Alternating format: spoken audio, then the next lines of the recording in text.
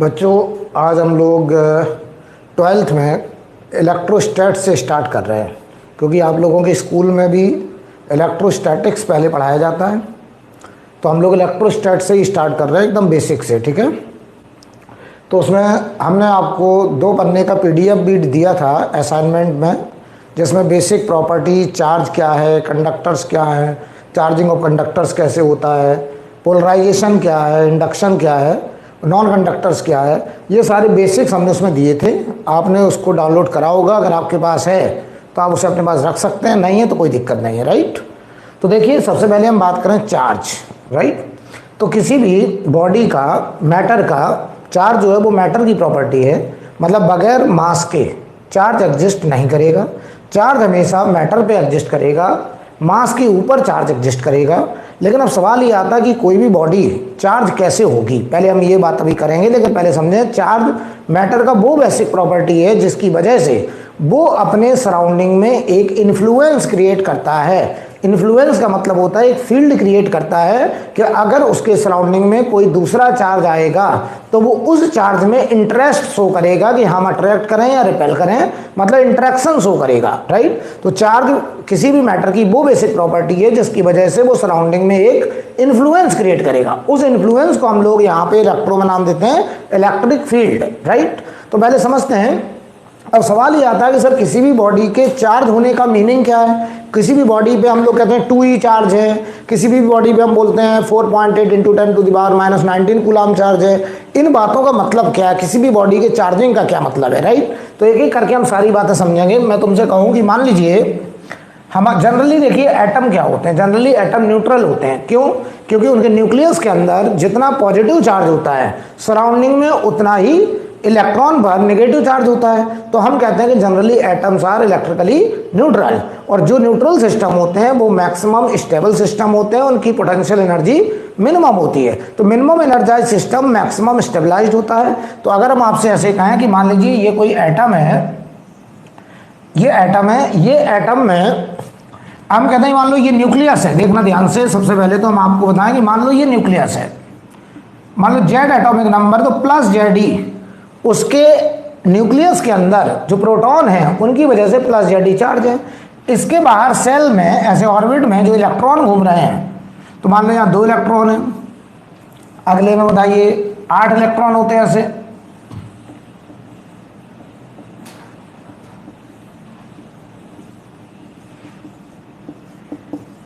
समझना बेटा अच्छे से। तो जो न्यूक्लियस है, इस न्यूक्लियस के अंदर ये प्लस का चार्ज कहाँ से है, न्यूक्लियस के अंदर होता है प्रोटॉन एंड न्यूट्रॉन। तो जितना एटम जनरली इलेक्ट्रिकली न्यूट्रल होते हैं, ये बॉडी मान लो न्यूट्रल है, ध्यान से समझना। अभी हम इसकी चार्जिंग करेंगे, और कैसे चार्जिंग करेंगे, वो चार्ज आने के बाद कैसे वो बॉडी अपने सराउंडिंग में इन्फ्लुएंस क्रिएट करेगा, अभी सारी बात करेंगे। राइट, तो ये बताओ न्यूट्रल बॉडी है, अगर न्यूट्रल सिस्टम है, न्यूट्रल सिस्टम का पोटेंशियल एनर्जी मिनिमम होता है और इसकी स्टेबिलिटी मैक्सिमम होती है। आप इतनी बात दिमाग में रखिए, स्टेबिलिटी कैसा होगा, मैक्सिमम। राइट, अब देखिए ये जो न्यूक्लियस है, न्यूक्लियस के अंदर जितना पॉजिटिव चार्ज है सराउंडिंग में उतना इलेक्ट्रॉन का नेगेटिव चार्ज है, और हम कह रहे हैं इस पे नेट चार्ज क्या है, 0। तो ये बॉडी हमारी न्यूट्रल बॉडी है और एकदम स्टेबल बॉडी है, मिनिमम एनर्जाइज बॉडी है। राइट, अब सवाल ये आ रहा है कि न्यूक्लियस के अंदर प्लस चार्ज कहाँ से आया। न्यूक्लियस के अंदर होता है प्रोटॉन एंड न्यूट्रॉन। राइट, तो ध्यान दो, एक प्रोटॉन, जैसे हम तुमसे कहें ये एक प्रोटॉन है, मान लो ये प्रोटॉन है, तो वास्तव में जो प्रोटॉन होता है वो क्वार्क पार्टिकल से मिलके बनता है। राइट, एक प्रोटॉन जो है 3 क्वार्क पार्टिकल से मिलके बनता है। क्वार्क पार्टिकल एक अप क्वार्क होता है, एक डाउन क्वार्क होता है। तो एक प्रोटॉन 3 क्वार्क UUD से मिलके बनता है, और एक न्यूट्रॉन भी 3 क्वार्क से मिलके बनता है, जिसे बोलते हैं UDD। तो ध्यान दीजिए, एक प्रोटॉन को हम लोग बोलते हैं कि ये 3 क्वार्क से मिलके बना है, जिसे बोलते हैं UD। जो U है इसे बोलते हैं अप क्वार्क, या एक काम करें, U जो है इसे यहां लिख दे रहे हैं, U को हम लोग बोल रहे हैं अप क्वार्क, और जो D है उसे बोल रहे हैं डाउन क्वार्क। तो सुनना ध्यान से, ये डाउन क्वार्क है। तो जो अप क्वार्क है उस पर चार्ज होता है प्लस का 2e/3, और ये दूसरा अप क्वार्क, इस पे भी चार्ज प्लस 2e/3, और डाउन क्वार्क पे चार्ज होता है -e/3। तो जरा बेटा इनको ऐड करो, प्लस E चार्ज यानी एक प्रोटॉन का चार्ज प्लस ई होता है, क्योंकि वो 3 क्वार्क यू यू डी से मिलकर बनता है। और अगर हम एक न्यूट्रॉन की बात करें, न्यूट्रॉन, तो न्यूट्रॉन को हम लोग बोलते हैं यू डी डी, एक अप क्वार्क और 2 डाउन क्वार्क। तो इसका चार्ज देखो बेटा, plus 2e/3 minus e/3 minus e/3, ये हो गया 0। यानी न्यूट्रॉन पे कोई चार्ज नहीं होगा, प्रोटॉन पे चार्ज होगा प्लस ही। तो बताओ न्यूक्लियस के अंदर प्रोटॉन और न्यूट्रॉन है, और बताओ तो नेट चार्ज न्यूक्लियस के अंदर कैसा होगा, पॉजिटिव। तो ये जितना पॉजिटिव चार्ज है सराउंडिंग में, उतना ही इलेक्ट्रॉन का नेगेटिव चार्ज है। और हम कह रहे हैं कि ये एटम न्यूट्रल एटम है और ये स्टेबल एटम है, मिनिमम एनर्जाइज्ड है। हम इसकी न्यूट्रलिटी को डिस्टर्ब करेंगे, और अगर हम इसकी न्यूट्रलिटी को डिस्टर्ब कर दिए तो हम कहेंगे ये बॉडी क्या हो गई, चार्ज बॉडी हो गई। वो चार्ज बॉडी हो गई तो वो एनर्जाइज्ड हो गई, एनर्जाइज्ड हो गई तो वो अपने सराउंडिंग में एक इन्फ्लुएंस क्रिएट करना शुरू करेगा। तो पहले हम देखते हैं कि इसे अब हम लोग चार्ज कैसे करेंगे। तो चार्जिंग के हमारे पास कई तरीके होंगे, वो मैं आपको एक एक करके बताने जा रहा हूँ, राइट। तो ये जो क्वार्क पार्टिकल ये न्यूक्लियस के अंदर ही है, एक प्रोटॉन इन 3 क्वार्क से मिलकर बनेगा, एक न्यूट्रॉन इन 3 क्वार्क से मिलकर मिलेगा, राइट। अब समझिए जरा, अब हम बात कर रहे हैं किसी भी बॉडी को चार्ज करने का तरीका, कैसे हम किसी भी बॉडी को चार्ज करते होंगे, राइट, समझना। तो यहां मैं लिख रहा हूं method of charging, methods of charging, methods of charging. तो हम कई मेथड हैं, तो हम उनके बारे में थोड़ा थोड़ा एक्सप्लेन करेंगे, क्योंकि उसको हमें ज़्यादा फिर एक एक करके डिटेल में डिस्कशन बाद में किया जाएगा। तो पहला मेथड ऑफ चार्जिंग है फ्रिक्शन, फ्रिक्शन या ब्रैकेट में लिखते हैं रबिंग। 2 बॉडी हैं, एक दोनों बॉडी मान लो न्यूट्रल है हमारे पास, ठीक।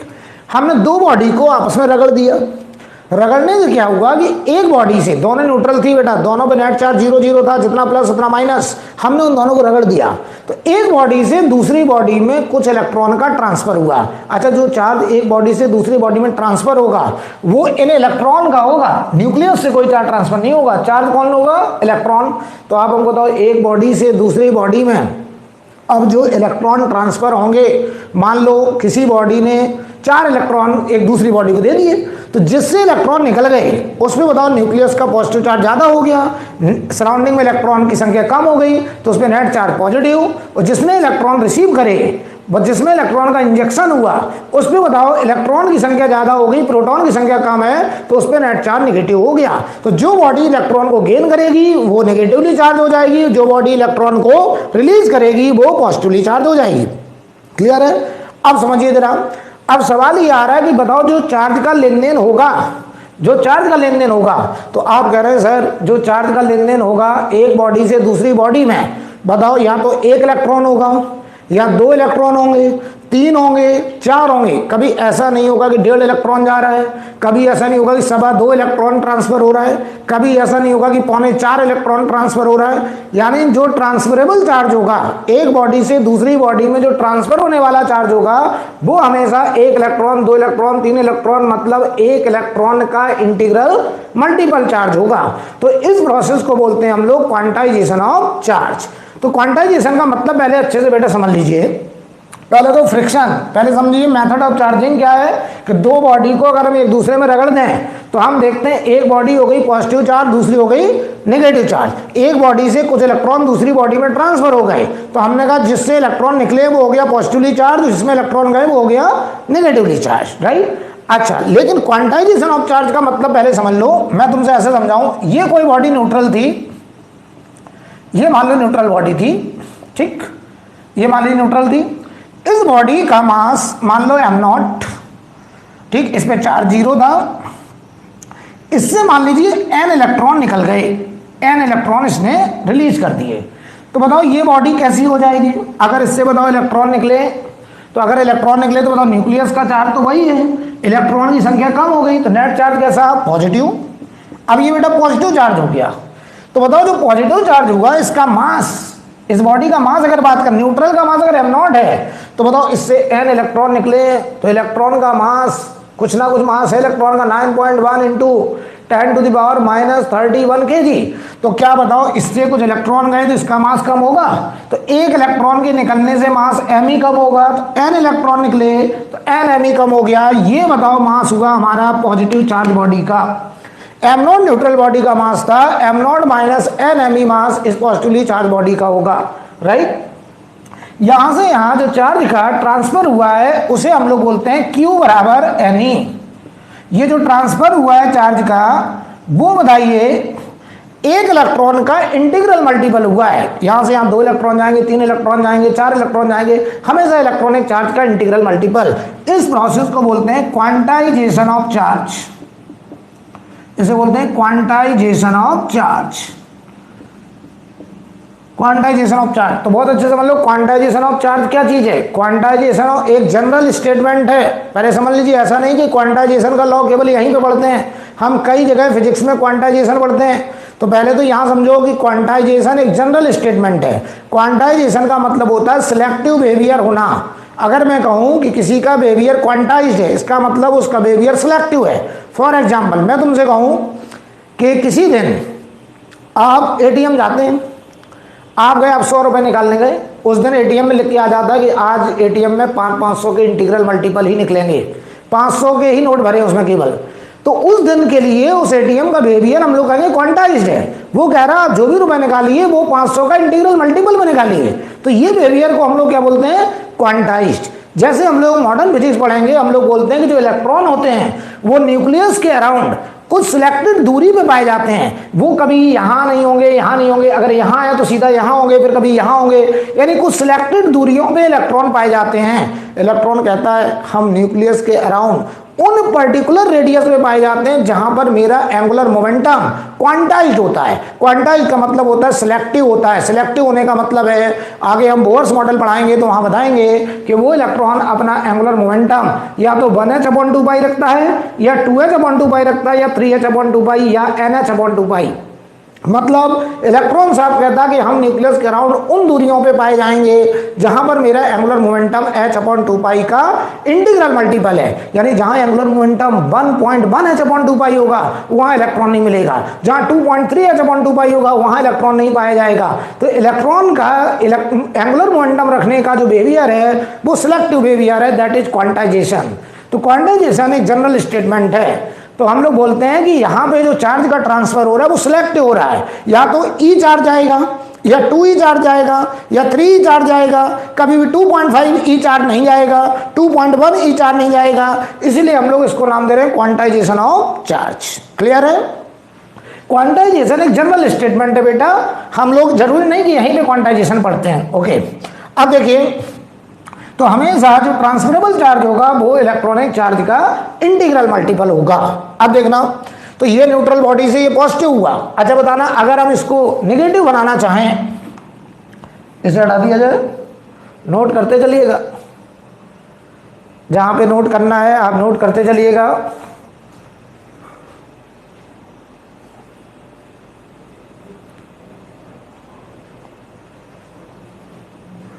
Q बराबर एन ई, जहां पर n क्या है, पॉजिटिव इंटीजर,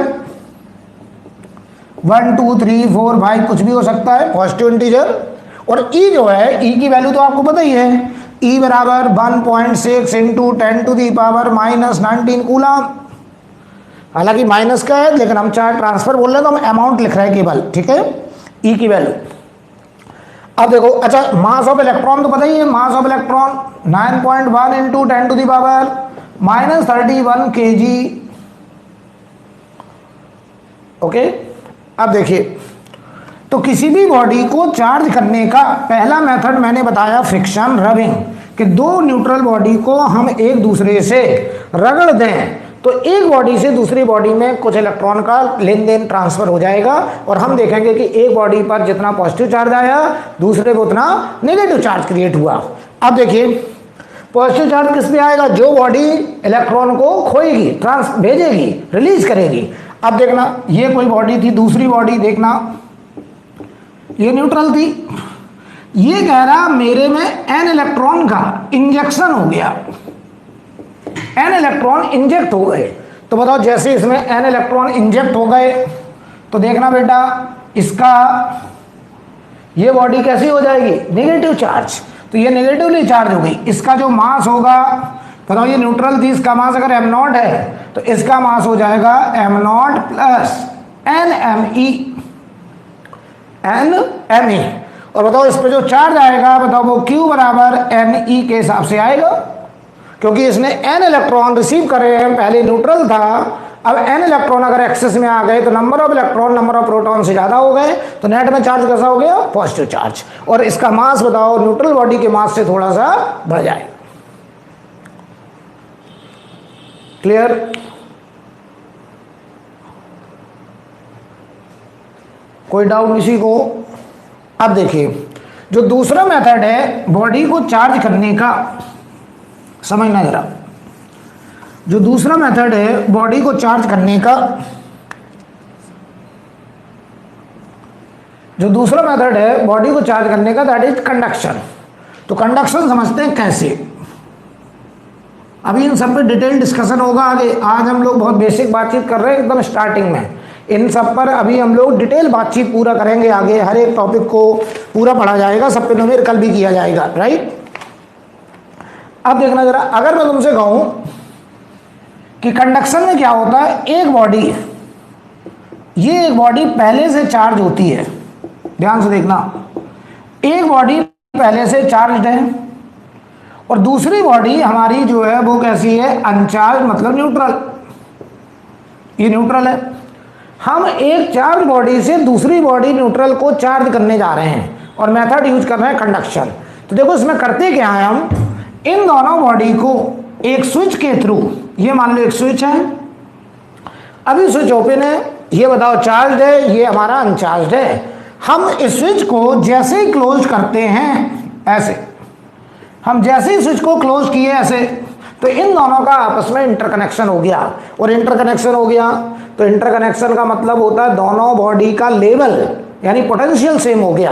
अब पोटेंशियल सेम होने के लिए पहले देखो इस पे चार्ज था, ये हाई पोटेंशियल पे था, ये लो पोटेंशियल पे था, तो चार्ज का जो फ्लो होता है वो high voltage to low voltage होता है, high potential to low potential. और क्लियर करें, positive charge flow from high potential to low potential, negative charge flow from low potential to high potential. तो जरा बताइए, ये बॉडी हाई पोटेंशियल पे थी, ये लो पोटेंशियल, तो हाई से लो की तरफ चार्ज का ट्रांसफर, यानी यहाँ पे कुछ चार्ज बचा और यहाँ पे भी कुछ चार्ज पहुंच गया, और ये चार्ज का लेन देन कब तक हुआ, जब तक दोनों का पोटेंशियल बराबर ना हो जाए। तो हम क्या देखते हैं, हमने एक चार्ज बॉडी से दूसरी न्यूट्रल बॉडी को क्या कर लिया, चार्ज कर लिया। तो ये दूसरा मेथड है कंडक्शन, जिसकी मदद से हम किसी भी न्यूट्रल बॉडी को चार्ज कर सकते हैं।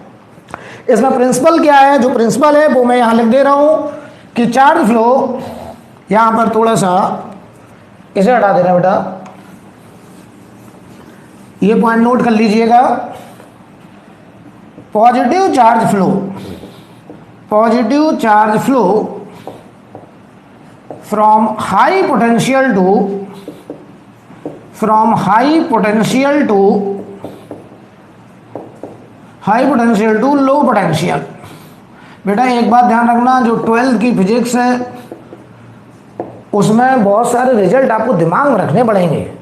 11th वाली फिजिक्स में मैकेनिक्स वाला पार्ट बहुत विजुलाइज होता है, यहाँ ना इलेक्ट्रॉन दिख रहा, ना कुछ चीज़ें दिमाग में रखनी है। पॉजिटिव चार्ज का फ्लो हमेशा हाई पोटेंशियल से लो पोटेंशियल, नेगेटिव चार्ज का फ्लो, ये बात दिमाग में रखिएगा, negative charge flow from low potential to high potential, from low potential to high potential, from low potential to high potential, ऐसे लिखेंगे, ठीक है।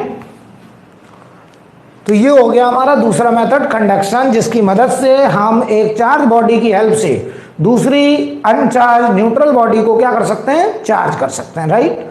अब देखना, इसे रब कर दें।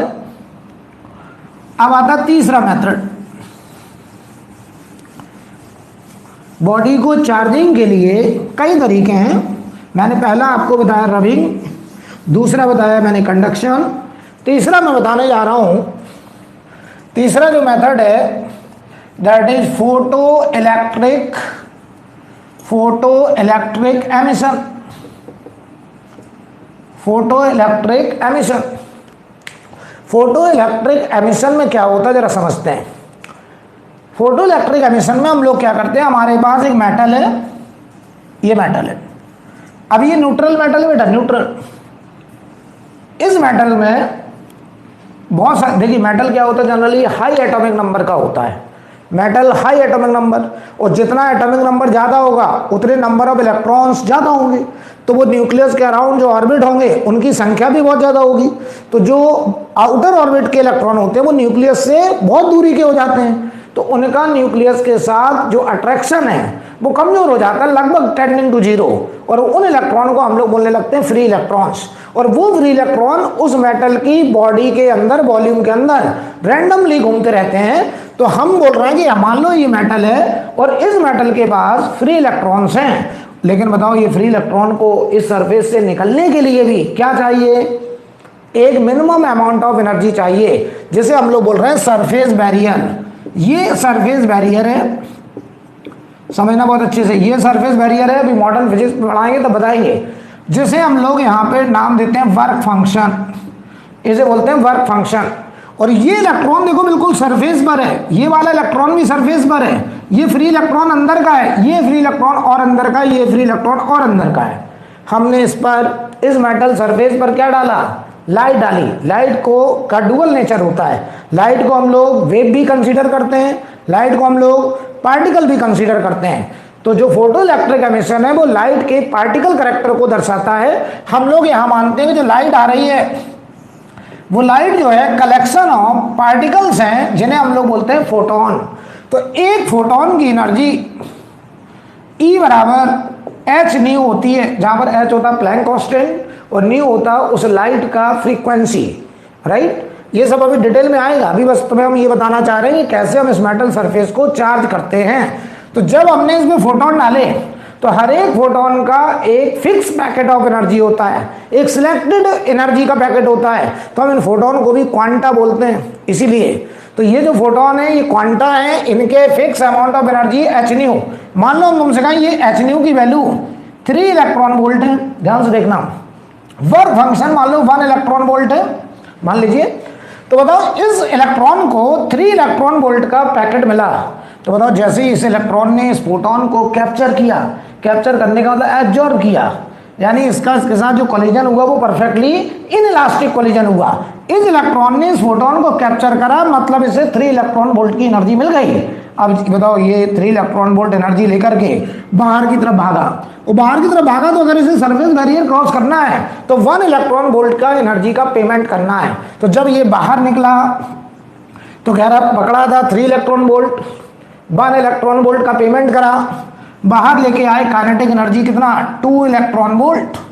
तो बताओ क्या ये इलेक्ट्रॉन, फ्री इलेक्ट्रॉन इस मेटल सरफेस से बाहर निकल गया, और बाहर निकल गया अगर तो बताओ ये मेटल कैसा हो गया, पॉजिटिवली चार्ज। तो तीसरा मेथड है, किसी भी मेटल को, किसी भी कंडक्टर को अगर चार्ज करना है तो उसके लिए हम लोग photo electric emission, photo electric effect को यूज कर सकते हैं, राइट। ये तीसरा मेथड है।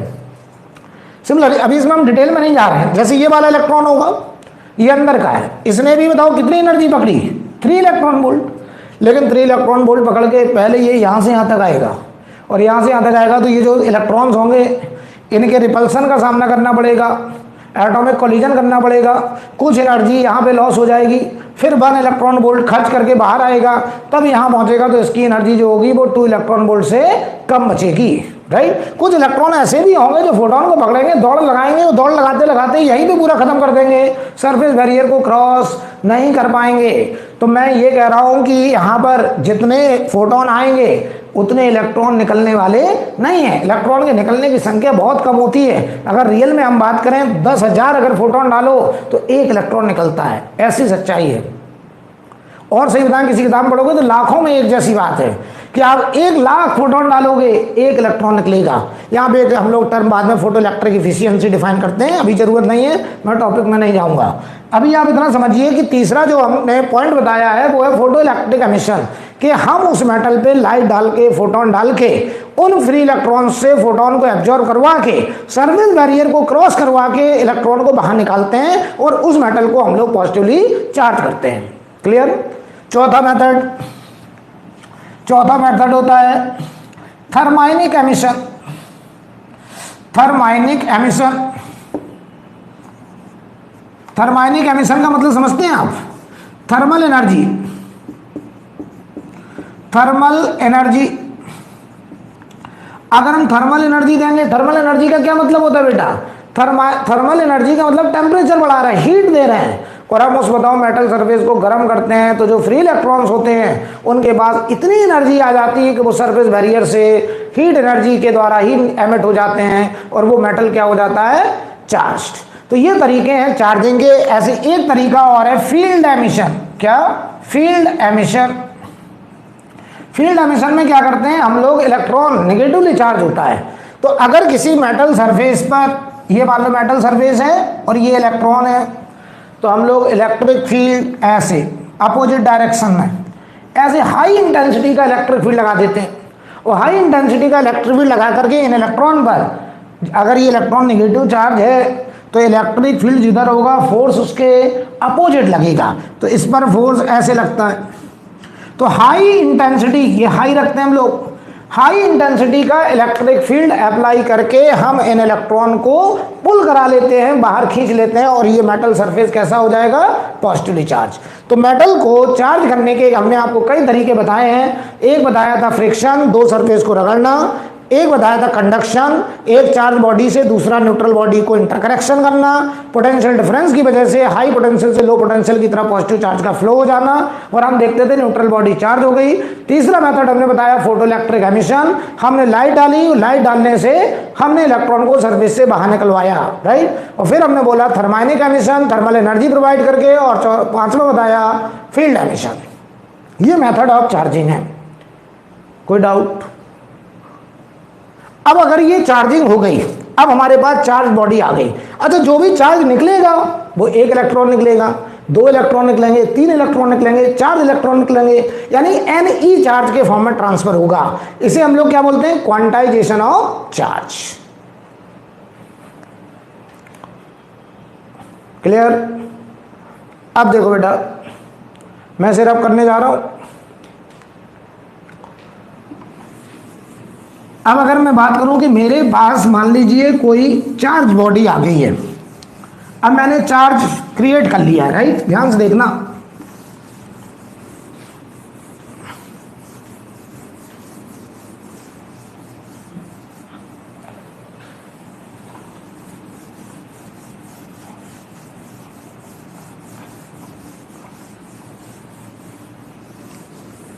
ध्यान से देखना। अब मेरे पास मान लीजिए कोई चार्ज आ गया, देखना, मान लीजिए पॉजिटिव चार्ज है, प्लस का क्यू चार्ज है, मान लीजिए पॉइंट चार्ज है। ध्यान से देखना, हम कुछ बताना चाहते हैं। पॉइंट चार्ज है। अब ये पॉइंट चार्ज है तो बताओ ये एनर्जाइज्ड हो गया है, क्योंकि स्टेबल बॉडी कौन थी? न्यूट्रल। अब ये चार्ज है। अब ये अपने परेशान एकदम से बेचैन है, कह रहा मुझे स्टेबिलिटी चाहिए। तो स्टेबिलिटी अचीव करने के लिए ये अपने सराउंडिंग में एक इन्फ्लुएंस क्रिएट करेगा, और वो इन्फ्लुएंस हिडन इन्फ्लुएंस होता है। हिडन का मतलब इमेजिनरी लाइंस होती हैं, जिन्हें हम लोग आगे नाम देंगे इलेक्ट्रिक फील्ड लाइंस। तो समझना, ये चार्ज अपने सराउंडिंग में एक इन्फ्लुएंस क्रिएट करेगा, ये अपने सराउंडिंग में आने वाले दूसरे चार्ज में इंटरेस्ट शो करेगा। तो देखो ये कैसे इंटरेस्ट शो करता है। अच्छा, इधर हम बात करें, मान लो ये माइनस क्यू है, ये कैसे करेगा? दोनों को समझाते जरा। हमें अगर इस प्लस क्यू के, ये अलग कमरे में वो अलग कमरे में, बीच में चलो हम एक दीवार बना दें ऐसे, ये दो अलग अलग रूम में आइसोलेटेड है। तो अगर इस प्लस क्यू का हमको इन्फ्लुएंस देखना है तो पता हम क्या करते हैं? इसके सराउंडिंग में एक टेस्ट चार्ज लेते हैं। टेस्ट चार्ज, यहां ध्यान देना, यहां पे टेस्ट चार्ज हम लोग प्लस का लेते हैं, plus Q. Conventionally test charge को कैसा लिया गया? पॉजिटिव चार्ज, ठीक है। अगर हमें किसी भी पॉइंट पर इलेक्ट्रिकल इन्फ्लुएंस देखना है, आप उस जगह पे क्या रखिए? Test charge. हमने यहाँ पे बेटा टेस्ट चार्ज रखा प्लस का, तो बताओ टेस्ट चार्ज प्लस का, ये कैसा? प्लस। ये बताओ इसे अट्रैक्ट करेगा कि रिपेल? तो आप कह रहे हैं रिपेल, क्यों? क्योंकि ये कह रहा हम न्यूट्रल थे तो स्टेबल थे, प्लस हो गए परेशान है। तो ये किसमें इंटरेस्ट दिखाएगा? प्लस में कि माइनस में? माइनस में। ये कहेगा माइनस आए और मैं उसे अट्रैक्ट कर लूँ, न्यूट्रल हो जाऊँ, और न्यूट्रल हो जाऊँ तो अपनी एनर्जी कम कर लूँ, स्टेबिलिटी बढ़ा लूँ। तो बताओ, जैसे ही हमने यहाँ प्लस रखा तो इस प्लस ने कहा हटिए, दूर हटिए, पास मत आइए, हम प्लस होने से परेशान हैं, तुम और प्लस आ रहे हो। तो इसने क्या कर दिया? रिपेल। तो जिस रास्ते में इसने रिपेल किया उस रास्ते को हमने नाम दिया electric field lines. Electric field lines. तो सुनना, जो इलेक्ट्रिक फील्ड लाइंस है वास्तव में वो क्या चीज है? वो पाथ है, path of free moving test charge, free moving test charge, वो पाथ है फ्री मूविंग टेस्ट चार्ज का। यानी जो इलेक्ट्रिक फील्ड लाइंस होता है वो वास्तव में फ्री मूविंग टेस्ट चार्ज के रास्ते को बताता है, ट्रेजेक्टरी को बताता है कि हमने यहाँ टेस्ट चार्ज छोड़ा, वो टेस्ट चार्ज किस रास्ते पे जाएगा, वो हमारा इलेक्ट्रिक फील्ड लाइंस है। अच्छा देखो, अगर हम टेस्ट चार्ज को यहाँ छोड़ते ऐसे रिपेल कर देता, यहाँ छोड़ते ऐसे रिपेल कर देता, यहाँ छोड़ते ऐसे रिपेल कर देता, यहाँ छोड़ते ऐसे रिपेल कर देता, यहाँ छोड़ते ऐसे रिपेल करता, यहाँ रख देते नीचे रिपेल करता, यहाँ रखते ऐसे रिपेल करता। तो हमने अपना रूल बना लिया कि पॉजिटिव चार्ज का जो इलेक्ट्रिक फील्ड लाइंस होती हैं वो रेडियली आउटवर्ड होती हैं, बाहर की तरफ निकलती हैं। जबकि सच्चाई क्या है कि इस पॉजिटिव चार्ज ने अपने सराउंडिंग में आने वाले टेस्ट चार्ज को क्या करा है, रिपेल, इसलिए electric field lines radially outward है। अच्छा ध्यान देना एक बात और, अगर ये रेडियली आउटवर्ड है, एक बात और देखना बेटा, अगर ये रेडियली आउटवर्ड है क्योंकि इसने यहां रखे टेस्ट चार्ज को क्या करा है, रिपेल। ओके, अब देखो ये रेडियली आउटवर्ड फील्ड लाइंस आई हैं, तो मैं तुमसे ऐसे बोलूं, यहां पर थोड़ा इलेक्ट्रिक फील्ड और पोटेंशियल की भी बात कर लें हम। देखिए, अच्छा ये जो लाइंस हैं ये वास्तव में इमेजिनरी लाइंस होती हैं। कैसी लाइन है, इमेजिनरी लाइंस। ध्यान देना, जो इलेक्ट्रिक फील्ड लाइंस होती हैं वो इमेजिनरी लाइंस होती हैं, ठीक है। अब देखना, कोई तुमसे कहा इलेक्ट्रिक फील्ड लाइंस क्या है, तो आप कहोगे कि किसी भी चार्ज की वजह से अगर इलेक्ट्रिक फील्ड लाइंस बनानी है तो उसके सराउंडिंग में क्या लेके जाओ, टेस्ट चार्ज। वो टेस्ट चार्ज जिस रास्ते में भागेगा उसी रास्ते का नाम है फील्ड लाइंस, और वो इमेजिनरी लाइंस है, राइट। ये लाइंस बताती क्या है, अब इस बात को समझो। इस पॉइंट पे कोई हमसे कहा इलेक्ट्रिक फील्ड की डायरेक्शन बताओ, तो ये एरो इलेक्ट्रिक फील्ड की डायरेक्शन है, ये एरो इलेक्ट्रिक फील्ड की डायरेक्शन है। कोई हमसे कहा इस पॉइंट पे इलेक्ट्रिक फील्ड बताओ, तो ये डायरेक्शन, इस पॉइंट पे कहा है ये डायरेक्शन। मतलब अगर हम यहां टेस्ट चार्ज छोड़ते वो टेस्ट चार्ज इधर भागता। अब देखना ध्यान से, इलेक्ट्रिक फील्ड वेक्टर क्वांटिटी होती है, जो मैग्नीट्यूड होगा डायरेक्शन होगा, तो डायरेक्शन बताएगा एरो, और मैग्नीट्यूड पता क्या बताएगा, ये फील्ड लाइन के बीच का ये जो गैप है, ये दूरी है, ये दूरी यहां कम है, यहां देखो ये पॉइंट, यहां दूरी ज्यादा। जैसे जैसे हम दूर जा रहे हैं, बताओ ये गैप लगातार बढ़ता चला जा रहा है। अगर दो फील्ड लाइन के बीच का गैप लगातार बढ़ता चला जा रहा है तो समझ जाइए इलेक्ट्रिक फील्ड इंटेंसिटी मैग्नीट्यूड घटता चला जा रहा है। जहां भी फील्ड लाइन पास पास होंगी वहां इलेक्ट्रिक फील्ड ज्यादा होगा, और जहां फील्ड लाइन दूर दूर होंगी वहां फील्ड इंटेंसिटी कम होगी। तो सुनो ध्यान से, अगर हम यहाँ पे एक पॉइंट यहां ले लें 1 पॉइंट, एक पॉइंट हम यहां ले लें 2 पॉइंट, जवाब दो बेटा मुझे 1 और 2 में। अगर कोई तुमसे कहे इस प्लस क्यू की वजह से 1 और 2 में इलेक्ट्रिक फील्ड कहाँ ज्यादा है कहाँ कम है, तो आपका जवाब होगा electric field at point 1 will be greater than electric field at point 2। 1 point पर इलेक्ट्रिक फील्ड 2 पॉइंट से ज्यादा होगा। कैसे पता चला कि जहां जहां फील्ड लाइन पास पास वहां इलेक्ट्रिक फील्ड का मैग्नीट्यूड ज्यादा, जहां फील्ड लाइन दूर दूर वहां पे इलेक्ट्रिक फील्ड का मैग्नीट्यूड कम। क्लियर है? अच्छा एक बात और बता दें, पोटेंशियल की भी बात कर लें यहाँ पे थोड़ी सी, हालांकि भी आगे पोटेंशियल वगैरह डिटेल में डिस्कशन होगा, लेकिन हम यहाँ पे थोड़ा सा जिक्र करेंगे आपसे। मैं तुमसे कहूँ जो पोटेंशियल है उसकी डायरेक्शन होती है, इलेक्ट्रिक फील्ड का जो एरो होता है, इलेक्ट्रिक फील्ड की जो डायरेक्शन होती है वो हमेशा हाई पोटेंशियल से लो पोटेंशियल होता है। तो ध्यान दीजिए, electric field is always directed, electric field is always directed from high potential to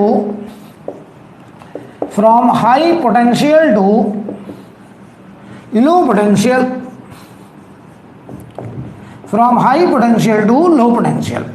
electric field की डायरेक्शन हमेशा हाई पोटेंशियल से लो पोटेंशियल की तरफ होगी, राइट। ध्यान से देखना। तो जरा बताओ तो मुझे बेटा, अगर हम 1 और 2 में ही कंपेयर करें तो एरो बताओ 1 से 2 की तरफ जा रहा है, तो बताओ इस इलेक्ट्रिक फील्ड लाइन पे जो पहले मिलेगा वो हाई पोटेंशियल, जो आगे मिलेगा वो लो पोटेंशियल, आगे और मिलेगा वो और लो पोटेंशियल। तो बताओ यहाँ पर 1 का पोटेंशियल ज्यादा, 2 का कम, राइट। अब आओ इधर, अगर माइनस क्यू चार्ज है, हमें इसकी वजह से इलेक्ट्रिक फील्ड लाइन ड्रॉ करनी है, तो आप कहेंगे सर हम इसके सराउंडिंग में टेस्ट चार्ज लेके जाएंगे। टेस्ट चार्ज कैसा बेटा? पॉजिटिव। आपने रखा यहाँ टेस्ट चार्ज, बताओ ये क्या कहेगा? कहेगा ये आपकी तलाश थी, आप ही का इंतजार कर रहे थे, क्योंकि हम माइनस हैं, हम न्यूट्रल होना चाहते हैं। जैसे हमने यहाँ प्लस रखा, इसने इसको अपनी तरफ ऐसे खींच लिया, तो ये बन गई फील्ड लाइन, क्योंकि ये बन गया उस टेस्ट चार्ज का रास्ता। हमने यहाँ रखा, इधर अट्रैक्ट, यहाँ रखा, इधर अट्रैक्ट, यहाँ रखा, इधर अट्रैक्ट, यहाँ रखा, इधर अट्रैक्ट। क्या बताओ ये माइनस क्यू इसके सराउंडिंग में आने वाले टेस्ट चार्ज को अपनी तरफ अट्रैक्ट करेगा, इसीलिए इसकी field line radially inward, radially inward. तो लोग ऐसे रट लेते हैं कि माइनस क्यू चार्ज की electric field line radially inward होती हैं, जबकि सच्चाई क्या है कि हमने उसके सराउंडिंग में टेस्ट चार्ज रखा और इसने उस टेस्ट चार्ज में क्या शो किया? अट्रैक्शन, इसीलिए electric field line radially inward है। अब ध्यान दो, अगर हम यहाँ कुछ पॉइंट्स लें और इलेक्ट्रिक फील्ड पोटेंशियल कंपेयर करें, ध्यान से देखना। मान लो हम तुमसे कहा बेटा यहाँ पे एक पॉइंट 1 है, यहाँ पे एक पॉइंट 2 है, जैसे वहाँ लिया था वैसे यहाँ लिया। बताओ बेटा 1 और 2 में बताओ यहाँ इलेक्ट्रिक फील्ड लाइन के बीच का गैप कम, यहाँ ज़्यादा, तो बताओ इलेक्ट्रिक फील्ड का मैग्नीट्यूड कहाँ ज़्यादा? 1 पे। तो इलेक्ट्रिक फील्ड का मैग्नीट्यूड 1 पे ज़्यादा है, 2 पे कम है। पोटेंशियल की बात करें तो बताओ पोटेंशियल इलेक्ट्रिक फील्ड की डायरेक्शन का जो एरो है वो हाई से लो की तरफ होता है, तो बताओ एरो 2 से 1 की तरफ आ रहा है, तो पहले कौन मिल रहा है? 2, तो 2 होगा हाई पोटेंशियल, तो बाद में मिल रहा 1 तो होगा लो पोटेंशियल। तो आप यहां लिखेंगे V2 greater than V1, V2 greater than V1। Clear है? पहले ये बताइए, इसमें किसी को कोई डाउट?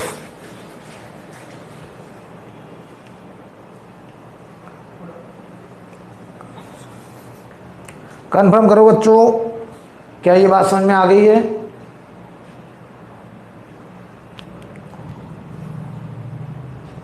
ओके, मैं रैप करने जा रहा हूं,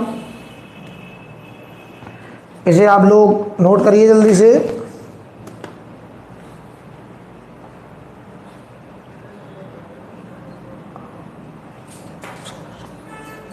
हटा दिया जाए।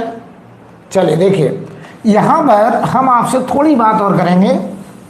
जब आपने आपसे इतनी बात कर ली है तो अब आपको हम और सच्चे समझा सकते हैं। देखिएगा जरा,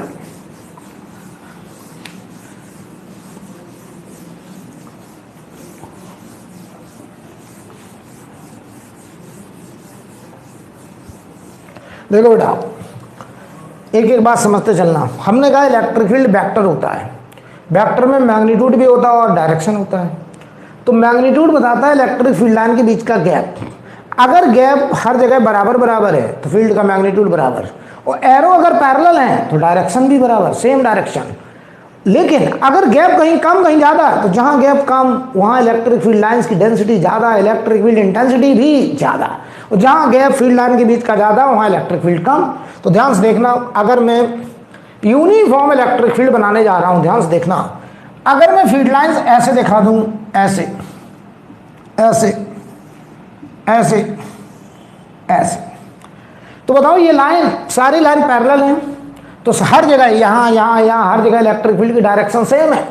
लेकिन बताओ ये गैप, ये गैप, ये गैप अगर बराबर है तो बताओ बेटा क्या हर जगह इलेक्ट्रिक फील्ड का मैग्नीट्यूड भी बराबर है? तो मैं तुमसे कहूँ यहाँ पे कुछ पॉइंट सिलेक्ट कर रहा हूँ, ध्यान से देखना। मैं यहाँ पॉइंट ले लूँ, एक 1 पॉइंट, यहाँ एक पॉइंट ले लूँ 2 पॉइंट, यहाँ एक पॉइंट ले लूँ 3 पॉइंट। तो जवाब दो 1 2 3 में इलेक्ट्रिक फील्ड, आपका जवाब होगा E1 vector, E2 vector, E3 vector बराबर। इन सब का मैग्नीट्यूड भी बराबर है, डायरेक्शन भी बराबर है। ऐसे फील्ड को हम लोग कहते हैं uniform, uniform electric field, uniform electric field बेटा, राइट। तो ये हो गया यूनिफॉर्म फील्ड। यहाँ देखो एरो पैरेलल है तो डायरेक्शन सेम है, और ये गैप बराबर है तो मैग्नीट्यूड भी सेम है, ध्यान से देखना। तो ये हो गया यूनिफॉर्म फील्ड। अब देखना, अगर हम पोटेंशियल की बात करें, पोटेंशियल, तो बताओ बेटा जो एरो पे पहले मिलेगा वो हाई पोटेंशियल, जो बाद में मिलेगा वो लो पोटेंशियल, जो और आगे मिलेगा वो और लो पोटेंशियल। तो V1 greater than V2 greater than V3, ये होगा ऑर्डर पोटेंशियल का, राइट। कोई डाउट किसी को? अच्छा बताओ, हम यहाँ पर एक पॉइंट हम यहाँ ले रहे हैं, ध्यान से देखना, ध्यान से देखना। यहाँ एक पॉइंट हमने ले लिया, 4 पॉइंट हमने यहाँ ले लिया। यहाँ पर हम आपसे कहें जरा 2 पॉइंट और 4 पॉइंट में बताओ, इलेक्ट्रिक फील्ड तो 4 पे भी वही होगी, इलेक्ट्रिक फील्ड तो 4 पे भी वही होगी, क्योंकि इस पूरे रीजन में इलेक्ट्रिक फील्ड मैग्नीट्यूड और डायरेक्शन में हर जगह सेम है, क्योंकि ये जो गैप है वो मैग्नीट्यूड को बता रहा है, जो एरो है वो डायरेक्शन को बता रहा है। एरो पैरेलल तो डायरेक्शन हर जगह सेम, मैग्नीट्यूड बराबर तो गैप हर जगह सेम, राइट। अब देखो बेटा, एक बात बताओ, मैंने क्या बोला था, इलेक्ट्रिक फील्ड की डायरेक्शन हमेशा हाई पोटेंशियल से लो पोटेंशियल होता है, मैंने बोला, ध्यान से देखना। थोड़ा यहाँ पे बात करना, हटा देंगे समझाने की। ये मान लो इलेक्ट्रिक फील्ड है, बताओ जहां जहां इलेक्ट्रिक फील्ड होगा, शब्दों को सुनिएगा मतलब समझिएगा, जहां जहां इलेक्ट्रिक फील्ड होगा वहां वहां पोटेंशियल में ड्रॉप होगा, और जहां इलेक्ट्रिक फील्ड ही नहीं होगा वहां पोटेंशियल में चेंज नहीं होगा। तो सुनिए, अगर हमें इक्विपोटेंशियल लाइन खोजने को कहे कोई कि इक्विपोटेंशियल सरफेस ड्रॉ करिए, तो आपका जवाब क्या होना चाहिए कि इलेक्ट्रिक फील्ड की पहुंच जहां नहीं होगी वहां पोटेंशियल में कोई चेंज नहीं होगा, क्योंकि जहां इलेक्ट्रिक फील्ड आया वहां पोटेंशियल में चेंज आया, क्योंकि इलेक्ट्रिक फील्ड की डायरेक्शन हमेशा high potential to low potential होता है। तो यार एक बात बताओ, ये वेक्टर है, ऐसे है, इस वेक्टर की प्रेजेंस, इस वेक्टर का कंपोनेंट कहां जीरो होगा, कहां जीरो होगा, तो आप कहेंगे इससे 90 डिग्री पे। देखो हम इधर जाएं, ये वेक्टर थोड़ा छोटा हो जाएगा, यहां जाएं और छोटा हो जाएगा, हम इधर जाएं और छोटा हो जाएगा, 90 डिग्री पे ये वेक्टर जीरो हो जाता है। किसी भी वेक्टर का 90 डिग्री पे कंपोनेंट खत्म हो जाएगा। तो जरा ध्यान से सुनना, मैं तुमसे कहूं कि अगर ऐसे इलेक्ट्रिक फील्ड है, ऐसे इलेक्ट्रिक फील्ड है, और मैं तुमसे कहूं इक्विपोटेंशियल सरफेस ड्रॉ करिए, तो हमें एक बात समझ में आ गई कि इलेक्ट्रिक फील्ड से 90 डिग्री पर हमें इक्विपोटेंशियल मिलेगा। क्यों? क्योंकि इलेक्ट्रिक फील्ड का 90 डिग्री पर कोई कंपोनेंट नहीं आएगा, और जहां इलेक्ट्रिक फील्ड नहीं होगा वहां पोटेंशियल में कोई चेंज नहीं होगा। तो बताओ बेटा, ये लाइन खींच दी मैंने इलेक्ट्रिक फील्ड से कितने एंगल पे, 90 पे। तो जरा जवाब दो, यहां एक पॉइंट हम ले लें ए, यहां ले लें पॉइंट बी, बताओ ए और बी का पोटेंशियल अलग अलग कि सेम? आपका जवाब है सेम पोटेंशियल। हम यहां एक लाइन खींच दें, सी पॉइंट ले लें, यहां कोई पॉइंट डी ले लें, बताओ सी और डी का पोटेंशियल सेम, क्योंकि ये इलेक्ट्रिक फील्ड से 90 डिग्री पर है। अच्छा बताओ, यहां एक लाइन खींच दें, यहां पे लिख दें हम लोग कोई भी पॉइंट पी, यहां लिख दें कोई पॉइंट क्यू, तो बताओ पी और क्यू का पोटेंशियल आपस में सेम। अच्छा, लेकिन इस लाइन का पोटेंशियल उस लाइन का पोटेंशियल बराबर नहीं होगा, क्योंकि ये वाली लाइन इलेक्ट्रिक फील्ड पर पहले मिल रही है। तो अगर यहां का पोटेंशियल 100 वोल्ट, तो बताओ ए और बी का पोटेंशियल 100 वोल्ट, ये मान लो 90 वोल्ट, तो ये दोनों 90 वोल्ट। अच्छा, यहां से यहां पोटेंशियल कम क्यों हुआ? क्योंकि हम यहां से यहां जाएंगे तो इलेक्ट्रिक फील्ड के अलोंग जाएंगे तो पोटेंशियल में ड्रॉप आएगा। तो ये अगर 100 वोल्ट, तो ये 90 वोल्ट, तो ये बताओ बेटा 80 वोल्ट 70 वोल्ट कुछ ऐसा मिलेगा। तो बताओ, हम जैसे जैसे इधर जा रहे हैं पोटेंशियल घटता जा रहा है, लेकिन इलेक्ट्रिक फील्ड से 90 डिग्री पे जा रहे हैं, तो यहाँ 100 यहाँ 100 यहाँ 100, हर पॉइंट पर 100 वोल्ट का पोटेंशियल होगा। और इन लाइन्स को हम लोग बोलेंगे equi potential line, equipotential line, ये इक्विपोटेंशियल लाइन होगा। बताओ, ये भी अपने आप में इक्विपोटेंशियल होगा, ये भी इक्विपोटेंशियल होगा, राइट। लेकिन ये वाला और ये वाला इक्वल पोटेंशियल नहीं होगा, ये अपने आप में इक्विपोटेंशियल, ये अपने आप में इक्विपोटेंशियल, लेकिन इन दोनों में पोटेंशियल में डिफरेंस है। क्यों? क्योंकि ये वाली लाइन इलेक्ट्रिक फील्ड पर पहले मिल रही है, ये बाद में मिल रही है। तो देखो बेटा, मुझे लगता है मेरी बात समझ रहे हैं बढ़िया से। तो जरा जवाब देना, यहां पे बताओ 2 और 4 का पोटेंशियल बताओ अलग अलग होगा कि सेम होगा? तो आप खुद ही क्या जवाब दे रहे हैं कि इन दोनों का पोटेंशियल बराबर होगा। तो क्या मैं ऐसे लिख सकता हूं V1 greater than V2, V1 greater than V2 और V2 बराबर V4 और ये ग्रेटर देन V3 होगा, ये ऑर्डर होगा। तो क्या मैं एक बार लिख दूं, equipotential surface, equipotential surfaces are always perpendicular to electric field, perpendicular to electric field, clear है? perpendicular to electric field, बोलो बेटा। ये बात एकदम क्लियर होनी चाहिए। कभी भी हमें इलेक्ट्रिक फील्ड का रीजन दे दिया जाए तो इलेक्ट्रिक फील्ड का एरो बताता है इलेक्ट्रिक फील्ड की डायरेक्शन, फील्ड लाइन के बीच का गैप बताता है मैग्नीट्यूड, और एरो पे पहले जो मिलेगा वो हाई पोटेंशियल, आगे जो मिलेगा लो पोटेंशियल, और इलेक्ट्रिक फील्ड से 90 डिग्री पे इक्वी पोटेंशियल, यानी equipotential surface are always perpendicular to electric field lines या इलेक्ट्रिक फील्ड। क्लियर है बेटा? अगर ये बात आप मेरी समझ गए हैं तो हम आपसे अब देखना और भी बात करने जा रहे हैं। इसे नोट कर लीजिए जो लोग कर रहे हैं, 2 मिनट का समय दे रहे हैं आपको, उसके बाद आगे स्टार्ट करते हैं।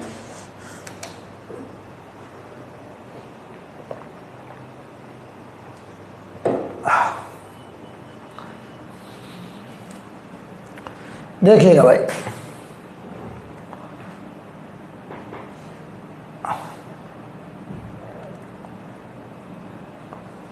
इसे रब कर दिया जाए। अब देखो, आपने कहा कि सर जो इक्वी पोटेंशियल सरफेसेस होती हैं वो हमेशा इलेक्ट्रिक फील्ड से 90 डिग्री पे होती हैं, इलेक्ट्रिक फील्ड के परपेंडिकुलर होती हैं।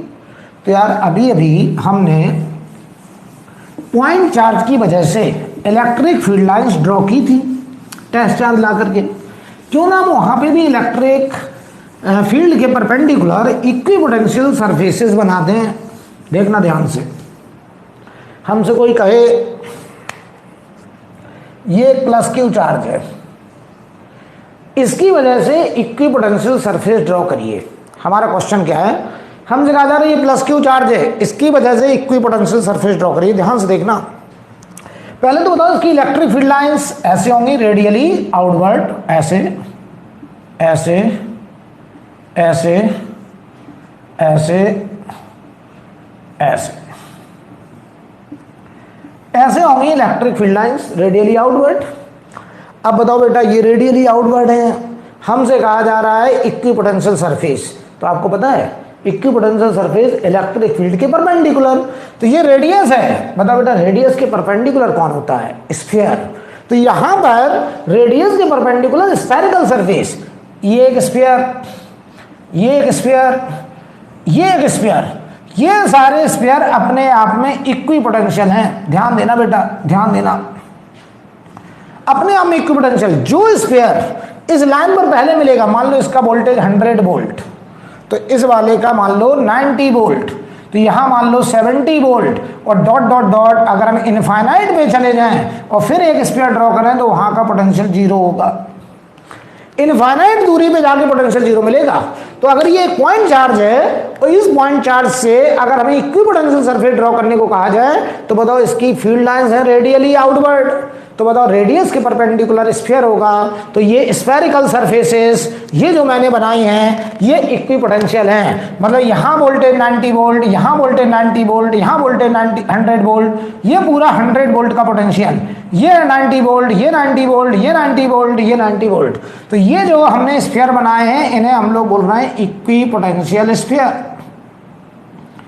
Equi potential sphere. आप समझ गए होंगे मेरी बात कि इक्वी पोटेंशियल सरफेस हमेशा इलेक्ट्रिक फील्ड के परपेंडिकुलर मिलेगी। सिमिलरली अगर माइनस क्यू चार्ज है, ध्यान से देखना, ध्यान से देखना, ये माइनस क्यू चार्ज, इसकी वजह से अगर कहा जाए इक्वी पोटेंशियल सरफेस ड्रॉ करके दिखाइए तो आप पता क्या कहेंगे, माइनस क्यू में electric field lines radially inward ऐसे जाती हैं, ऐसे जाती हैं, radially inward electric field lines ऐसे जा रही है। हमसे कहा जाए इक्वी पोटेंशियल सरफेस ड्रॉ करिए तो आप कहेंगे कि सर यहाँ पर भी इक्वी पोटेंशियल सरफेस स्फेरिकल होंगी। तो ध्यान से देखना, एक स्फीयर, दूसरा स्फीयर, ऐसे स्फीयर, और ये डॉट डॉट डॉट इनफाइनाइट पे जाके एक स्फीयर। ध्यान से देखना, तो जो इनफाइनाइट वाला स्फीयर है उसका पोटेंशियल 0 होगा। अब देखना मैं पोटेंशियल लिखने जा रहा हूँ, ये 0 पोटेंशियल, और अब हमें इनके पोटेंशियल लिखने हैं, किसका हाई किसका लो। तो बताओ इलेक्ट्रिक फील्ड का जो एरो है वो हाई पोटेंशियल से लो की तरफ होता, तो एरो बताओ अंदर की तरफ जा रहा है, तो ये हाई होगा, ये लो होगा, ये और लो होगा। बताओ ये 0 है, यहाँ बताओ ये हाई है, यहाँ लो मिलेगा, तो 0 से लो, बताओ 0 से लो नेगेटिव पोटेंशियल।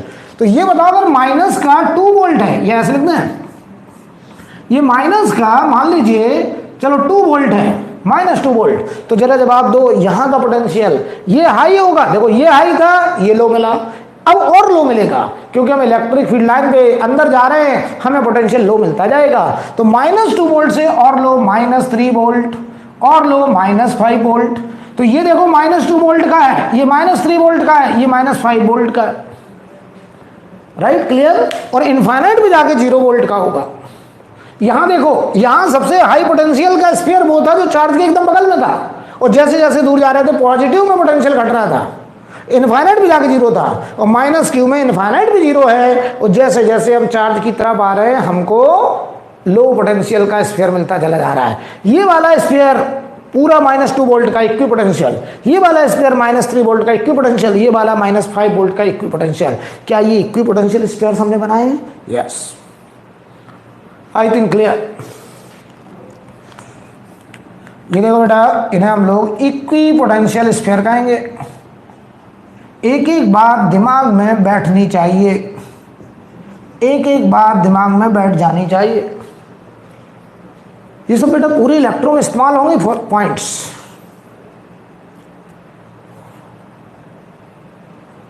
ठीक है, हटा दिए जाए इसको। अब देखिए जरा आगे,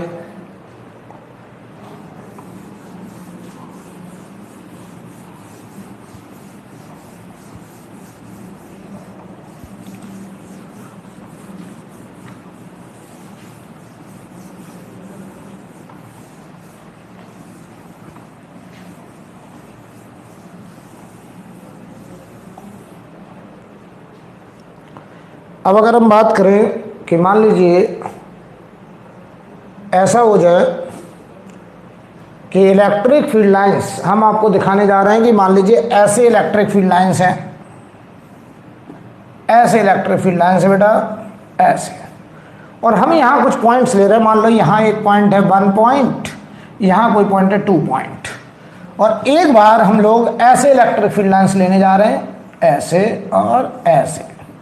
यहाँ पे एक पॉइंट है 1 पॉइंट, यहाँ कोई पॉइंट है 2 पॉइंट। हमको इलेक्ट्रिक फील्ड और पोटेंशियल को कंपेयर करने को कहा जाए, बहुत आसान है। बताओ बेटा 1 और 2 में कहाँ इलेक्ट्रिक फील्ड ज़्यादा? आपने कहा था सर जहाँ इलेक्ट्रिक फील्ड लाइन पास, जहाँ इलेक्ट्रिक फील्ड लाइंस की डेंसिटी ज़्यादा, वहाँ पर इलेक्ट्रिक फील्ड का मैग्नीट्यूड भी ज़्यादा। तो बताओ 1 पॉइंट पर इलेक्ट्रिक फील्ड का मैग्नीट्यूड ज़्यादा और 2 पॉइंट पर कम। अगर हम पोटेंशियल को कंपेयर करें तो पोटेंशियल के लिए बताइए, हम फील्ड लाइन का गैप देखते हैं, एरो देखते हैं, एरो, और एरो पर एरो ऐसे जा रहा है, तो जो पहले मिला वो हाई, जो बाद में मिला लो, तो V1 greater than V2। Similarly यहाँ देखो फील्ड लाइन की डेंसिटी ज़्यादा है, यहाँ फील्ड लाइन की डेंसिटी कम है, तो आप कहेंगे E2 ग्रेटर देन E1 होगा। 2 पॉइंट पर इलेक्ट्रिक फील्ड ज़्यादा होगा, 1 पॉइंट पे कम होगा। पोटेंशियल की बात करें तो एरो देखो, एरो बताओ 1 से 2 की तरफ है, तो एरो पर जो पहले मिलेगा वो हाई पोटेंशियल और जो बाद में मिलेगा वो लो पोटेंशियल। तो एरो पर जो पहले मिला यानी V1 high potential, V2 low potential, ये हाई होगा ये लो होगा, लेकिन यहाँ इलेक्ट्रिक फील्ड ज़्यादा होगी, यहाँ इलेक्ट्रिक फील्ड कम होगी। I think clear. अगर ये बात आप समझ गए तो हम आपसे और भी बात करने जा रहे हैं।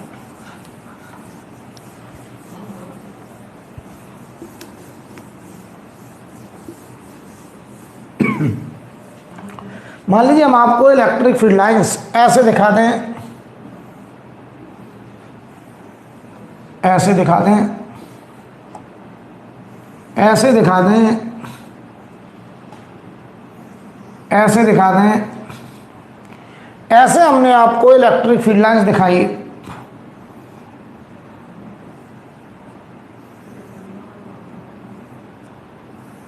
ऐसे दिखाई, ठीक। अब तो डिफरेंस समझ में आ रहा होगा, कहाँ डेंसिटी ज़्यादा है कहाँ कम है। हमने यहाँ 1.1 लिया, यहाँ 1.2 लिया, यहाँ 1.3 लिया, ठीक है। मैं तुमसे कहूँ इन तीनों पॉइंट में इलेक्ट्रिक फील्ड का मैग्नीट्यूड सबसे ज़्यादा कहाँ, इलेक्ट्रिक फील्ड और पोटेंशियल को कंपेयर करना है। बहुत आसान है मेरे लिए। बताओ इलेक्ट्रिक फील्ड की फील्ड लाइन सबसे पास कहाँ पे बेटा? बताओ 1, 2 और 3 में सबसे पास कहाँ? 3 पे। तो आप कहोगे इलेक्ट्रिक फील्ड 3 पर सबसे ज़्यादा, उसके बाद 1 पर, सबसे कम 2 पर। ये इलेक्ट्रिक फील्ड का मैग्नीट्यूड का कंपैरिजन है। अब अगर हम कहें पोटेंशियल बताओ बेटा, पोटेंशियल, तो बताओ इलेक्ट्रिक फील्ड की डायरेक्शन हमेशा high potential to low potential. तो बताओ डायरेक्शन मतलब एरो बताओ 1 से 2 जा रहा है, 2 से 3 जा रहा है, तो सबसे पहले कौन पॉइंट मिल रहा है? 1, तो 1 विल बी हाई पोटेंशियल। तो V1 greater than V2 greater than V3। Arrow पर जो पहले वो हाई, आगे लो, आगे और लो, ये ऑर्डर होगा पोटेंशियल का।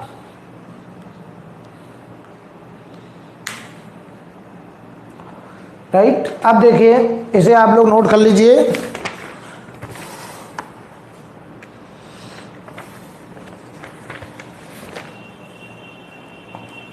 इसे नोट कर लीजिए। अब हम यहां से बात करेंगे कंडक्टर्स। कुछ क्वालिटी कंडक्टर्स की होंगी, कुछ प्रॉपर्टीज होंगी कंडक्टर की, वो प्रॉपर्टी आपको पता होनी चाहिए, अभी मैं बताऊंगा और उसका एक्सप्लेनेशन दूंगा।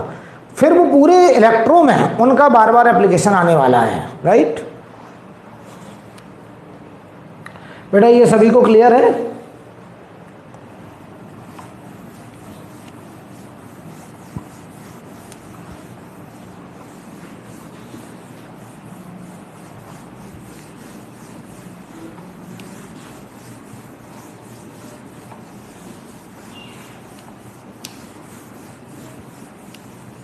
देखना ध्यान से।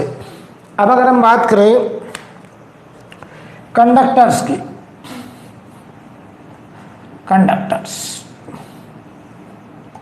कंडक्टर्स के बारे में कुछ बातें समझनी है। तो कंडक्टर जनरली मेटल्स होते हैं हाई एटॉमिक नंबर के, जिनमें फ्री इलेक्ट्रॉन्स होते हैं। राइट, फ्री इलेक्ट्रॉन्स जिनका न्यूक्लियस से अट्रैक्शन नेग्लिजिबल हो जाता है, जो फ्री इलेक्ट्रॉन्स हो जाते हैं। राइट, अच्छा, अगर वो फ्री इलेक्ट्रॉन हैं तो वो फ्री इलेक्ट्रॉन जो कि बैलेंसी बैंड से कंडक्शन बैंड में चले जाते हैं, उन्हें हम लोग फ्री इलेक्ट्रॉन बोलते हैं। और अगर फ्री इलेक्ट्रॉन्स हैं तो बताओ वो उस मेटल के वॉल्यूम के अंदर रैंडमली कहीं भी घूमते रहते हैं, तो हम कहते हैं चार्ज मोबिलिटी होती है। कंडक्टर में चार्ज मोबिलिटी अलाउड होती है। कंडक्टर में चार्ज मोबिलिटी चार्ज मोबिलिटी का देखो फायदा क्या है। Charge mobility due to free electrons, सुनना ध्यान से सुनना, फ्री इलेक्ट्रॉन्स होने की वजह से कंडक्टर में चार्ज मोबिलिटी होती है। चार्ज मोबिलिटी अगर है तो कंडक्टर को चार्ज करना बहुत आसान है।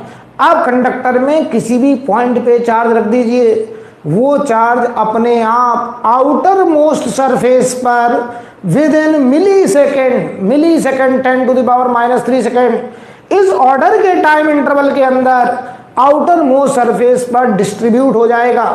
अब डिस्ट्रीब्यूशन यूनिफॉर्म होगा या नॉन यूनिफॉर्म होगा, ये डिसाइड करेगा कंडक्टर का शेप, कि उसका क्या रेडियस ऑफ कर्वेचर है। मैं फिर से रिपीट कर रहा हूं, कंडक्टर किसी भी आकार का हो, किसी भी शेप का हो, कंडक्टर को अगर चार्ज करना है तो कंडक्टर में फ्री इलेक्ट्रॉन है, चार्ज मोबिलिटी है, उसकी चार्जिंग बहुत आसान है। आप कंडक्टर को चार्ज किसी भी पॉइंट पे दीजिए, वो charge within millisecond outermost surface पर डिस्ट्रीब्यूशन ले लेगा। अब वो डिस्ट्रीब्यूशन यूनिफॉर्म होगा या नॉन यूनिफॉर्म होगा, ये डिसाइड करेगा कंडक्टर का शेप। मतलब समझें, मैं दो तरीके का कंडक्टर लेने जा रहा हूं। एक कंडक्टर हमने स्फेरिकल लिया है, इसकी रेडियस आर है, स्फेरिकल कंडक्टर, ध्यान से देखना, ये स्फेरिकल कंडक्टर है।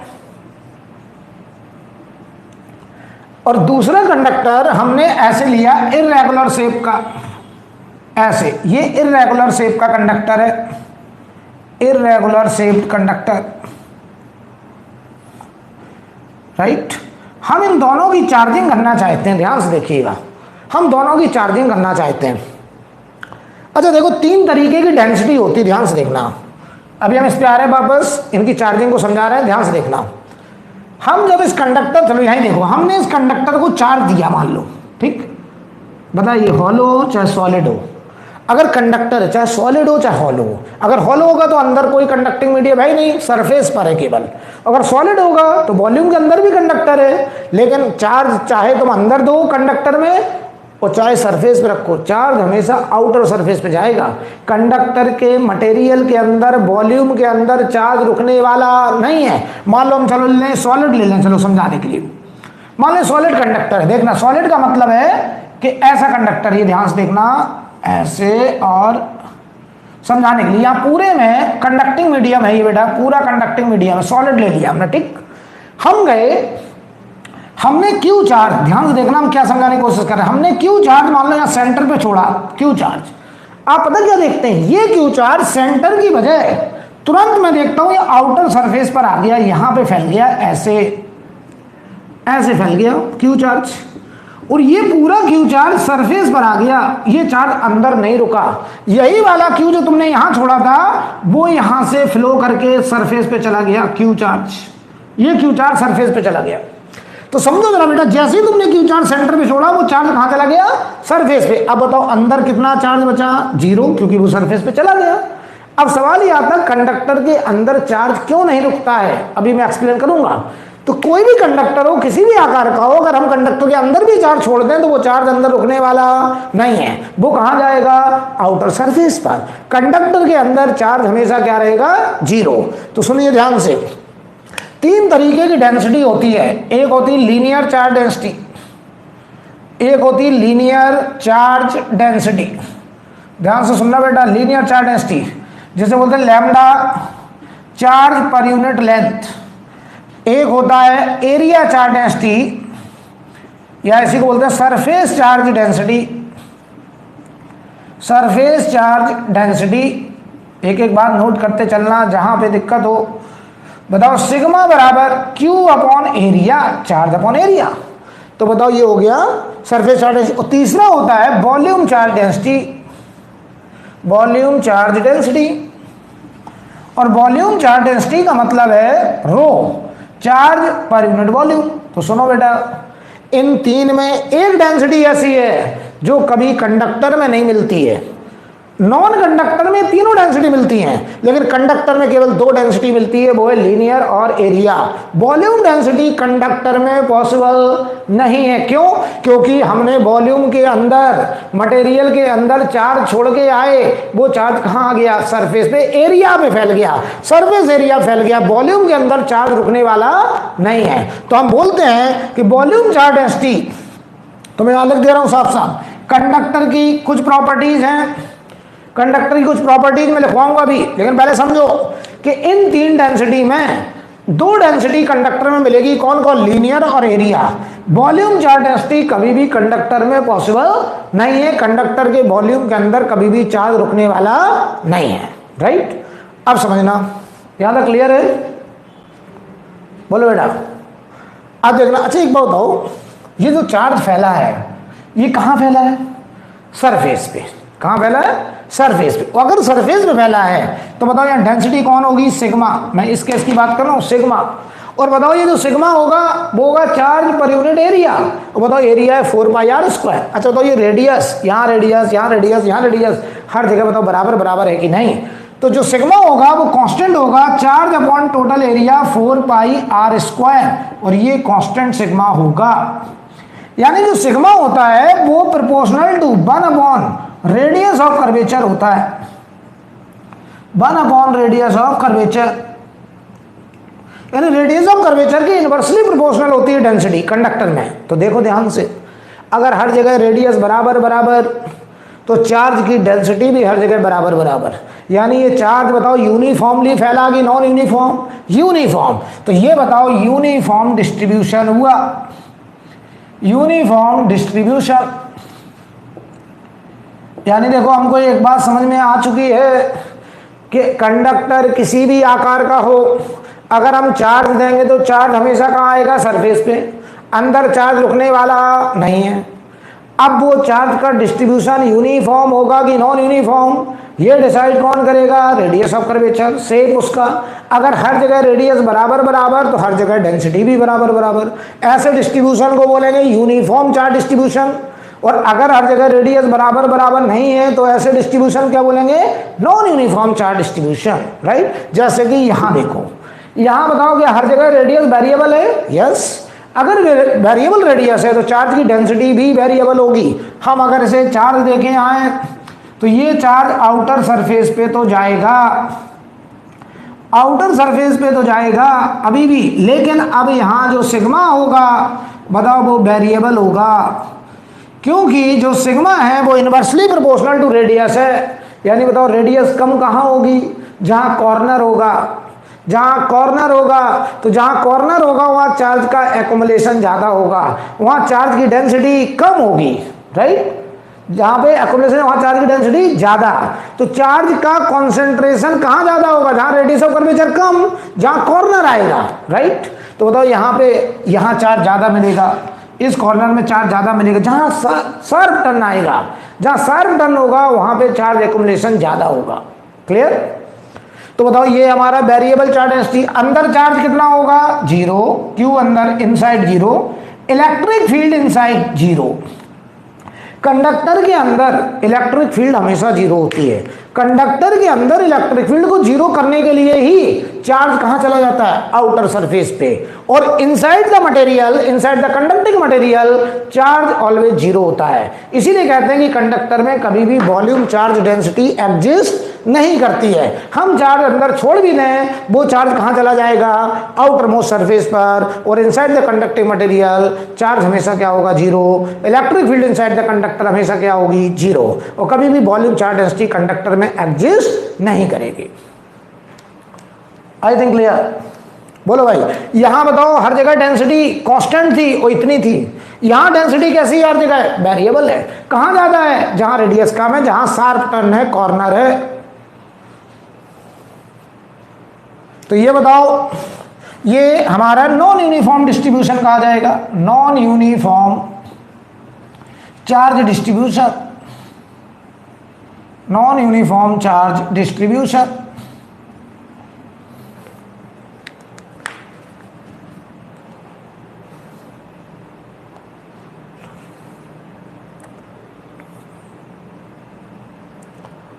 क्लियर। अब देखना बेटा, इतना पहले नोट कर लीजिए, मैं 2 मिनट का समय दे रहा हूं, फिर आगे एक्सप्लेन करता हूं।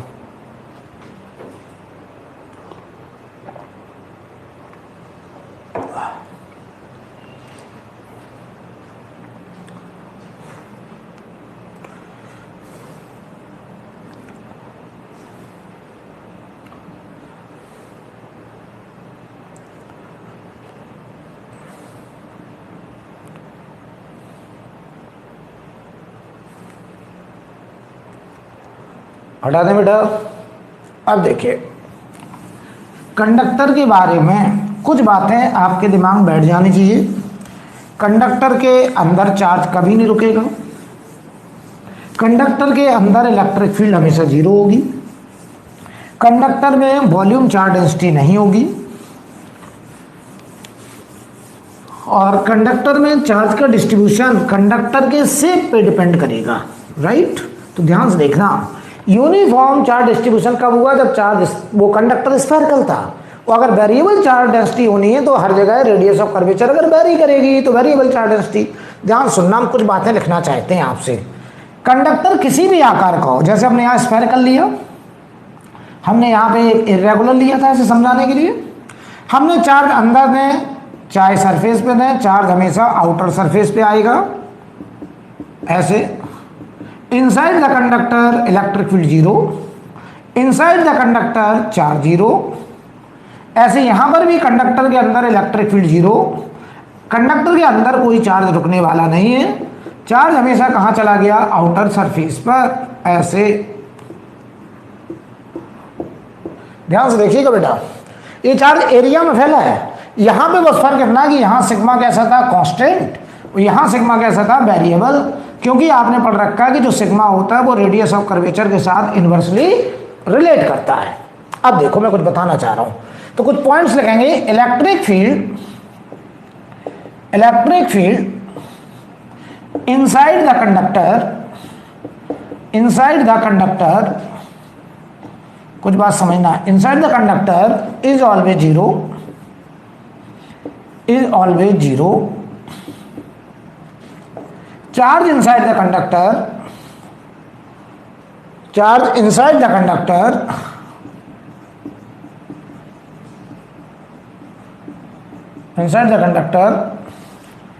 is 0. So volume charge density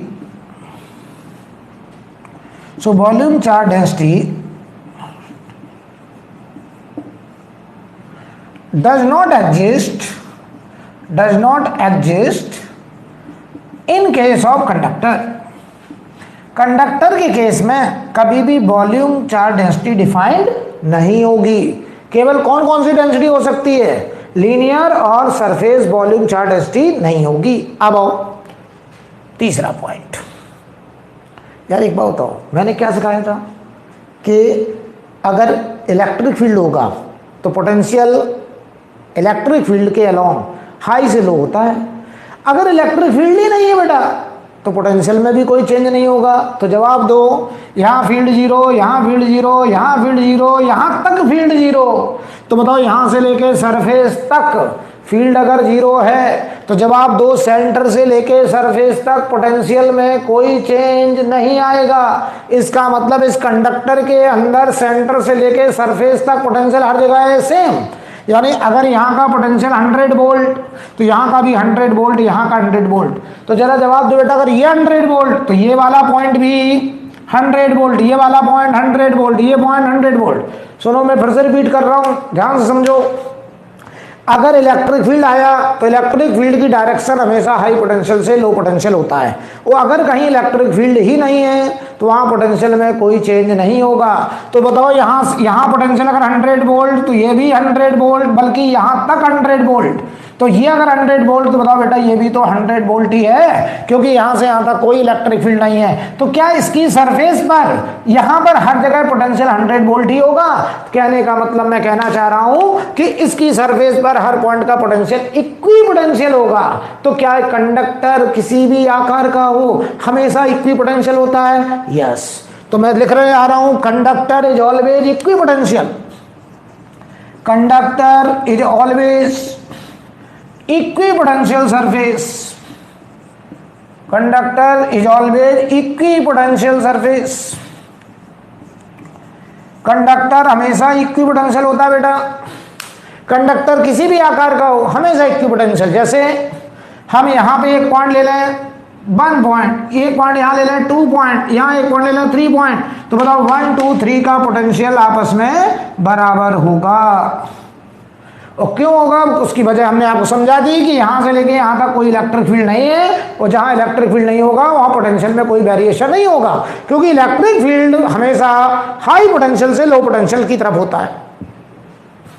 और अगर इलेक्ट्रिक फील्ड ही नहीं है तो पोटेंशियल भी नहीं है, मतलब पोटेंशियल में कोई वेरिएशन नहीं है, पोटेंशियल में कोई चेंज नहीं है, मतलब equi potential. I think clear. अब जवाब देना बेटा।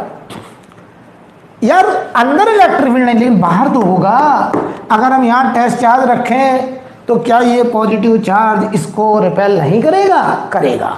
इसका मतलब इस सरफेस के बाहर इलेक्ट्रिक फील्ड लाइंस होंगी, और वो इलेक्ट्रिक फील्ड लाइंस बताओ कैसी होंगी? तो आप कहेंगे सर ये इक्वी पोटेंशियल सरफेस डिफाइन हो चुकी है, और मैंने तुम्हें सिखाया था इलेक्ट्रिक फील्ड से इक्वी पोटेंशियल हमेशा कितने एंगल पे? 90 डिग्री पे। तो बताओ अगर ये इक्वी पोटेंशियल है तो इलेक्ट्रिक फील्ड लाइन इस सरफेस से कितने एंगल पे? 90 डिग्री पर। तो देखो बेटा यहाँ पे अगर हम फील्ड लाइंस बनाए तो रेडियली आउटवर्ड ऐसे, यहां फील्ड लाइंस बनाए, यहां देखो ऐसे रेडियली आउटवर्ड, यहां फील्ड लाइंस ऐसे, यहां फील्ड लाइन ऐसे, यहां फील्ड लाइन ऐसे, यहां फील्ड लाइन ऐसे, इधर ऐसे। तो क्या बताओ अगर कंडक्टर है, कंडक्टर अगर इक्वी पोटेंशियल है तो अंदर तो फील्ड नहीं है लेकिन बाहर फील्ड है। लेकिन बाहर फील्ड बताओ सरफेस से कितने एंगल पे है? 90 डिग्री। ये एंगल बेटा 90, ये एंगल 90, ये एंगल 90, ये 90, हर जगह 90। यानी electric field lines is always perpendicular to equipotential surface, right? क्यों? क्योंकि कंडक्टर इक्वी पोटेंशियल है। तो हम यहां लिख दे रहे हैं in outside region, in outside region electric field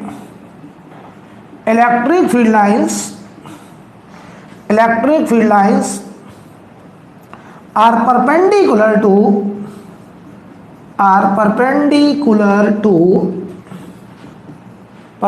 to conducting surface,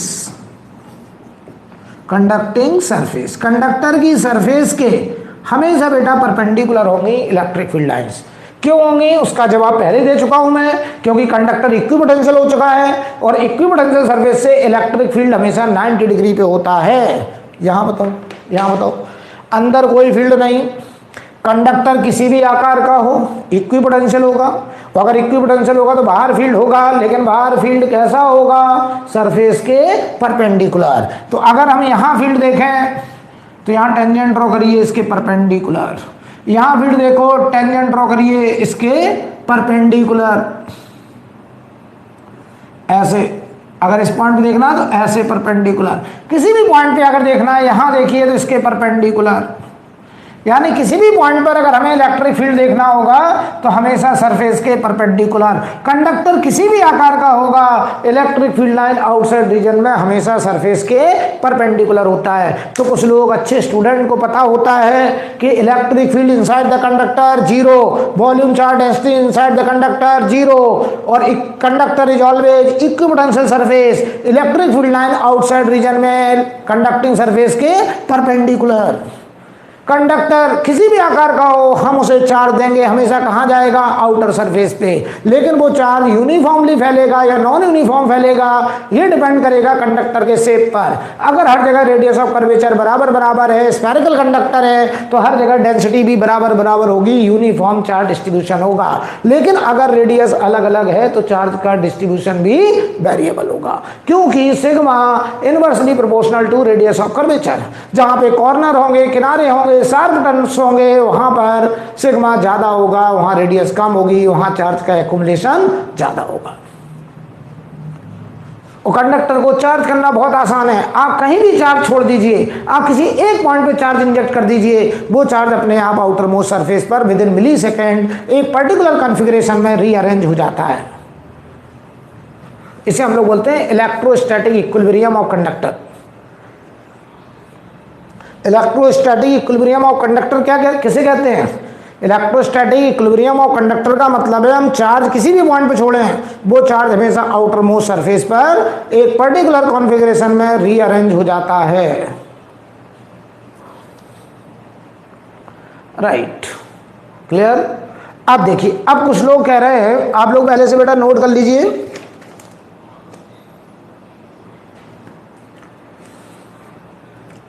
इसे नोट कर लीजिए।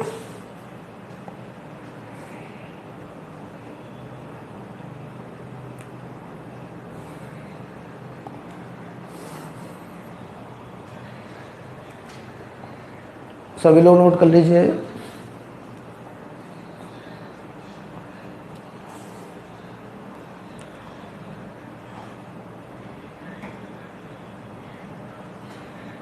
हटा दिया जाए, ओके।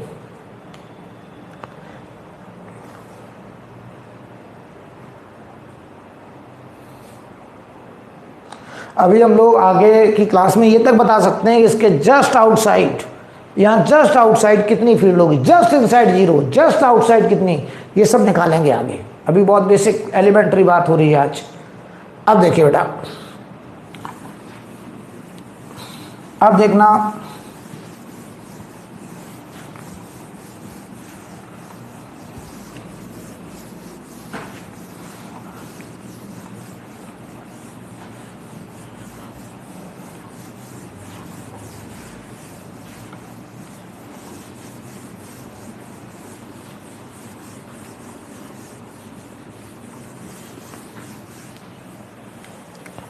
अब मान लीजिए आपने कहा कि सर कंडक्टर कहता है कि मेरे अंदर इलेक्ट्रिक फील्ड 0 होती है। ध्यान से देखना, तो हमने कंडक्टर से कहा, देखना हम एक न्यूट्रल कंडक्टर लाए, ये न्यूट्रल है, ध्यान से देखना, कुछ बताना चाह रहे हैं, ये न्यूट्रल कंडक्टर है।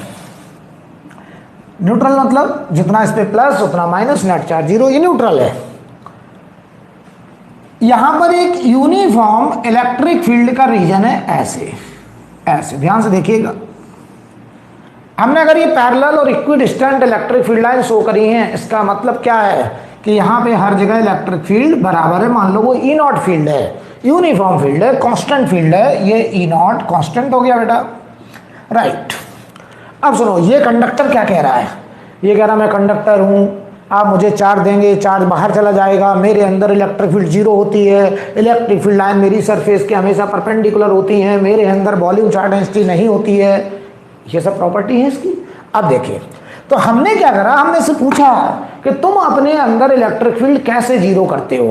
तो अभी इसने मुझे एक बार एक्सप्लेन किया कि अगर तुम मेरे अंदर चार्ज इंजेक्ट करोगे, मैं चार्ज बाहर छोड़ दूंगा, सरफेस पे भेज दूंगा, राइट। लेकिन हमने कहा तुम्हारे अंदर देखते हैं कि आप कैसे इलेक्ट्रिक फील्ड को जीरो करते हैं। हमने इस कंडक्टर को उठाया, ध्यान से देखना, यहां रख दिया, यहां रख दिया, ऐसे रखा, तो ध्यान देना, ये जो इलेक्ट्रिक फील्ड लाइंस हैं, ये क्या कह रही थी, ये कह रही थी कि यहाँ पे हर जगह इलेक्ट्रिक फील्ड ई नॉट है। और कंडक्टर क्या कहता है कि मैं अपने अंदर फील्ड जीरो रखता हूँ, मैं हमेशा इक्विपोटेंशियल कहलाता हूँ। कौन कह रहा है, ये कंडक्टर। तो हमने इस कंडक्टर को जैसे ही यहाँ रखा, तुरंत ये कंडक्टर घबराया, बोला ये फील्ड लाइन अगर मेरे बॉडी के अंदर से निकल गई तो यहाँ पे फील्ड ई नॉट आ जाएगी मेरे अंदर, जबकि कंडक्टर क्या कहता है, मैं अपने अंदर फील्ड क्या करता हूँ, जीरो। तो बताओ अब क्या होगा, ये कंडक्टर अपने फील्ड को जीरो करने की कोशिश करेगा, क्योंकि ये कहता मेरी प्रॉपर्टी है, मेरे मटेरियल की प्रॉपर्टी है कि inside the conducting material electric field is always zero.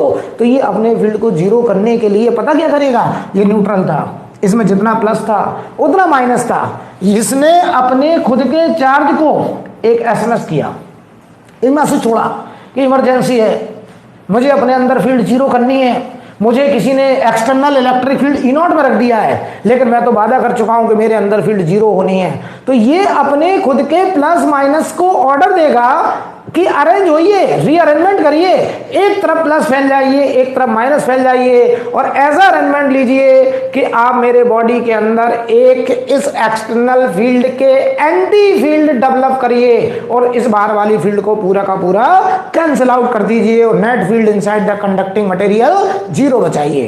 तो सुनो बेटा, इस कंडक्टर ने अपने खुद के चार्ज को एक तरफ प्लस फैलाया, आधे तरफ, आधी सरफेस पर, और एक तरफ माइनस फैलाया ऐसे। तो देखो, एक तरफ प्लस और एक तरफ माइनस सेपरेट हो गया, तो हम लोग इसे बोलते हैं कि ये चार्ज पोलराइज हो गया, पोल्स क्रिएट हो गए, एक तरफ प्लस एक तरफ माइनस। और अगर ये पोल क्रिएट हो गए तो चार्ज पोलराइज हो गया, और प्लस से माइनस एक एंटी फील्ड इस कंडक्टर ने अपनी बॉडी के अंदर इंड्यूस कर लिया, और इस इंड्यूस्ड फील्ड ने इस एक्सटर्नल फील्ड को पूरा का पूरा क्या कर दिया, कैंसिल आउट कर दिया। तो बताओ, net field inside the conducting material क्या बचा, जीरो। तो हमको देखो देखने में क्या मिलेगा, ये देखने में नहीं मिलेगा, ये तो हो रहा है। तो हुआ क्या कि कंडक्टर कहता था कि मैं तो हमेशा अपने अंदर इलेक्ट्रिक फील्ड जीरो रखता हूं, मैं हमेशा इक्विपोटेंशियल सरफेस कहलाता हूं। मैंने इस कंडक्टर को उठा करके एक एक्सटर्नल फील्ड में रखा। हमने कहा अब बताइए आप इलेक्ट्रिक फील्ड कैसे जीरो करेंगे। तो इसने अपने खुद के चार्ज को रीअरेंज करने का ऑर्डर दिया, कहा कि एक तरफ प्लस फैलिए, एक तरफ माइनस फैलिए, चार्ज को पोलराइज करिए, प्लस से माइनस एक एंटी एक्सटर्नल फील्ड के अपोजिट फील्ड डेवलप करिए और नेट फील्ड जीरो बचाइए। तो देखो, ये यहां फैल गया प्लस, यहां फैल गया माइनस, तो ये plus minus dipole, plus minus dipole, यहां पे चार्ज डाइपोल्स क्रिएट हो गए। इसे हम लोग कहते हैं कि चार्ज पोलराइज्ड हो गया। इस प्रोसेस को हम लोग बोलते हैं पोलराइजेशन, पोलराइजेशन, या फिर इसी को कहते हैं इंडक्शन। यानी इंडक्शन या पोलराइजेशन में कहीं बाहर से चार्ज नहीं आया, इस न्यूट्रल बॉडी का अपना खुद का चार्ज है जो कि पहले रैंडम डिस्ट्रीब्यूशन में था, अब एक पर्टिकुलर कॉन्फ़िगरेशन में रीअरेंज हो गया और प्लस से माइनस एक एंटी फील्ड डेवलप कर दिया और इस बाहर वाली फील्ड को पूरा का पूरा कैंसिल कर दिया। तो हमको देखने में क्या मिलेगा, ये कंडक्टर, इसके अंदर नेट फील्ड जीरो। अब इसने ये फील्ड देखो जीरो करी है पोलराइजेशन के बाद। अब देखना, ये जो फील्ड लाइन दूर से जा रही थी वो तो स्ट्रेट जाएगी, और ये भी कहता हम इक्विपोटेंशियल होते हैं और इलेक्ट्रिक फील्ड लाइन मेरे सरफेस के हमेशा परपेंडिकुलर होती है। तो ये जो फील्ड लाइन ऐसे आ रही थी वो सरफेस पे आने पर बेंड हो गई, और ऐसे बेंड हो गई कि सरफेस से 90 डिग्री पे हो जाए। यानी अगर हम आगे डॉट डॉट डॉट में बढ़ाएं तो ये सेंटर पे कट करती नजर आए, मतलब रेडियली हो गई। ये आगे फील्ड लाइन है नहीं, मैंने डॉट डॉट डॉट दिखाया है, यहां तक फील्ड लाइन होगी, वो सरफेस पे आके बेंड हो जाएगी, 90 डिग्री पे हो जाएगी। और यहां देखो बेटा, ये वाली फील्ड लाइन एकदम स्ट्रेट होगी क्योंकि ऑलरेडी 90 डिग्री पे डॉट डॉट डॉट सेंटर पे कट करेगी। ये वाली फील्ड लाइन ऐसे बेंड हो जाएगी, ऐसे। सिमिलरली यहां पे जो फील्ड लाइन होगी वो ऐसे निकलेगी, अंदर कोई भी फील्ड लाइन शो नहीं की जाएगी। ये वाली फील्ड लाइन स्ट्रेट जा रही होगी, ये वाली फील्ड लाइन ऐसे बेंड होगी और ये 90 डिग्री होगी, और इसको आगे बढ़ाएंगे तो सेंटर पे कट करती नजर आएगी। और ये फील्ड लाइन जो दूर से जा रही है वो स्ट्रेट चली जाएगी, और हम देखेंगे इस कंडक्टर के अंदर नेट फील्ड अभी भी जीरो है, और इलेक्ट्रिक फील्ड लाइन सरफेस से हमेशा परपेंडिकुलर है, कंडक्टर हमेशा इक्विपोटेंशियल है, और हम कहेंगे कि इसने अपने चार्ज को यहाँ पर क्या करा है, पोलराइजेशन। ये पोलराइजेशन का प्रोसेस है। सवाल यहाँ पे ये भी आता है कि ये कंडक्टर अपने आप को इक्विपोटेंशियल कैसे मेंटेन करता है, इस बात को भी सर समझाइए। फील्ड तो जीरो हो गई, बड़े अच्छा समझ में आया, पोटेंशियल कैसे इसने कांस्टेंट मेंटेन किया, इस बात पे थोड़ा प्रकाश डाला जाए, राइट। तो देखते हैं, समय है, चलिए देखते हैं। देखना पहले नोट कर लीजिए, 2 मिनट का समय लेंगे, फिर हम समझाते हैं कि ये अपने आप को इक्विपोटेंशियल कैसे मेंटेन करता है।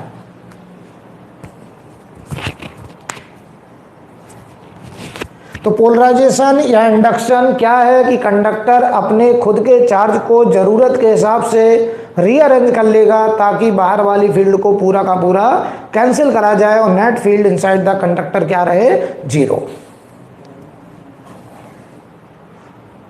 अब देखिए भाई, थोड़ा सा ध्यान देने वाली बात है, थोड़ा सा ध्यान दीजिएगा,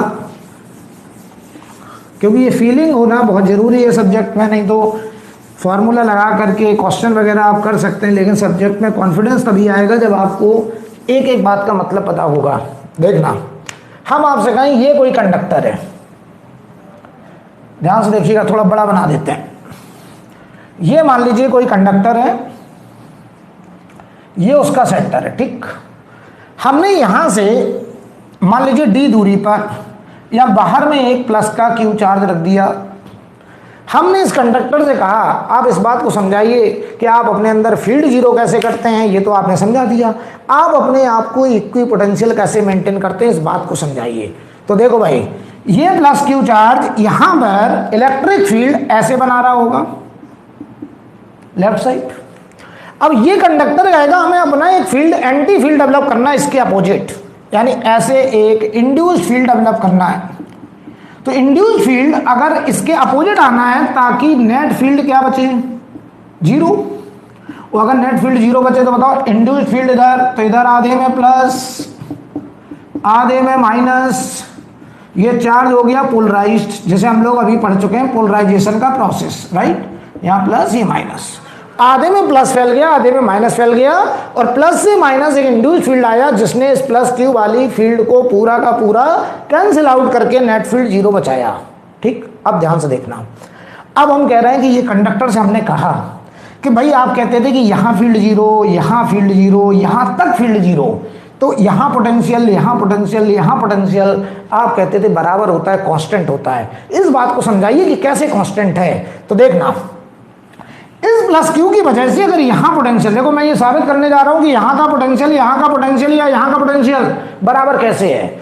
अगर ये पोटेंशियल बराबर मैं साबित कर दूं तो मैं कह दूंगा ये कंडक्टर इक्विपोटेंशियल है, जो कि हमेशा होता है। तो देखना, यहाँ का पोटेंशियल जरा चेक करो, इस प्लस Q से ये दूरी d है, तो आगे आएगा भी कि पोटेंशियल का formula potential proportional to 1/d होता है, 1 डिस्टेंस होता है मान लीजिए, ठीक है। तो बताओ इस प्लस Q का पोटेंशियल यहाँ मान लो 90 वोल्ट है, ऐसे लिख रहा हूं मैं, मान लो 90 वोल्ट है, ये किसका पोटेंशियल है, उस प्लस Q का। ध्यान से देखना, अच्छा एक बताओ ये वाला प्लस और ये वाला माइनस बराबर है, इक्वल है, क्योंकि न्यूट्रल है, तो ये जितना प्लस स्मॉल Q ये उतना माइनस स्मॉल Q।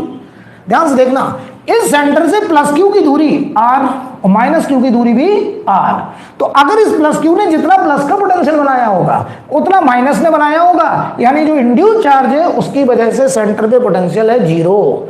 तो अगर इस बाहर वाले चार्ज का पोटेंशियल 90 वोल्ट, तो इंड्यूस चार्ज का पोटेंशियल है जीरो, क्योंकि जितना प्लस का उतना माइनस का, तो यहाँ का नेट पोटेंशियल 90 वोल्ट ही आया, राइट। अब मुझे ये साबित करना है कि 90 वोल्ट अगर यहाँ, तो यहाँ पे भी 90 वोल्ट, यहाँ पर भी 90 वोल्ट, यहाँ पे भी 90 वोल्ट। अगर मैं ये साबित कर दूं तो मैं साबित कर दूंगा कि कंडक्टर हमेशा कैसा होता है, इक्विपोटेंशियल। तो पहले तो अच्छे समझ लीजिए, यहाँ का पोटेंशियल जो 90 वोल्ट मैंने लिखा है सेंटर का, वो इस प्लस क्यू की वजह से आया है, और इस इंड्यूस चार्ज ने यहाँ पे पोटेंशियल में कोई कंट्रीब्यूट नहीं कर पाया, क्योंकि जितना प्लस का पोटेंशियल आया उतना ही माइनस का वोल्टेज आया और वो कैंसिल हो गया। तो अब देखना, हमने यहाँ चेक किया तो देखो बेटा, इससे ये दूरी कुछ कम हो गई डी से, अगर दूरी कम हो गई तो पोटेंशियल बढ़ जाएगा। तो इस प्लस क्यू ने कहा कि मैंने यहाँ पोटेंशियल 100 वोल्ट बनाया, 100 वोल्ट, जबकि यहाँ चाहिए कितना 90, तभी इक्विपोटेंशियल होगा। तो बाहर वाले ने 100 वोल्ट बनाया। अब देखना ये प्लस क्या कह रहा है, कह रहा है इस पॉइंट से मेरी दूरी ज्यादा है, और ये माइनस क्यू कह रहा है ये पॉइंट मेरे पास है। तो जो इंड्यूस चार्ज है ये माइनस वाला यहाँ पे पोटेंशियल नेगेटिव में ज्यादा बनाएगा, और जो प्लस वाला है वो यहाँ पॉजिटिव वाला कम बनाएगा, और नेट में जो पोटेंशियल बचेगा वो -10 वोल्ट ही बचेगा, ताकि नेट पोटेंशियल क्या बचे 90 वोल्ट। यानी मैं तुम्हें ये सिखाने की कोशिश कर रहा हूँ कि जो 90 वोल्ट यहाँ था वो यहाँ 90 वोल्ट कैसे मेंटेन हुआ।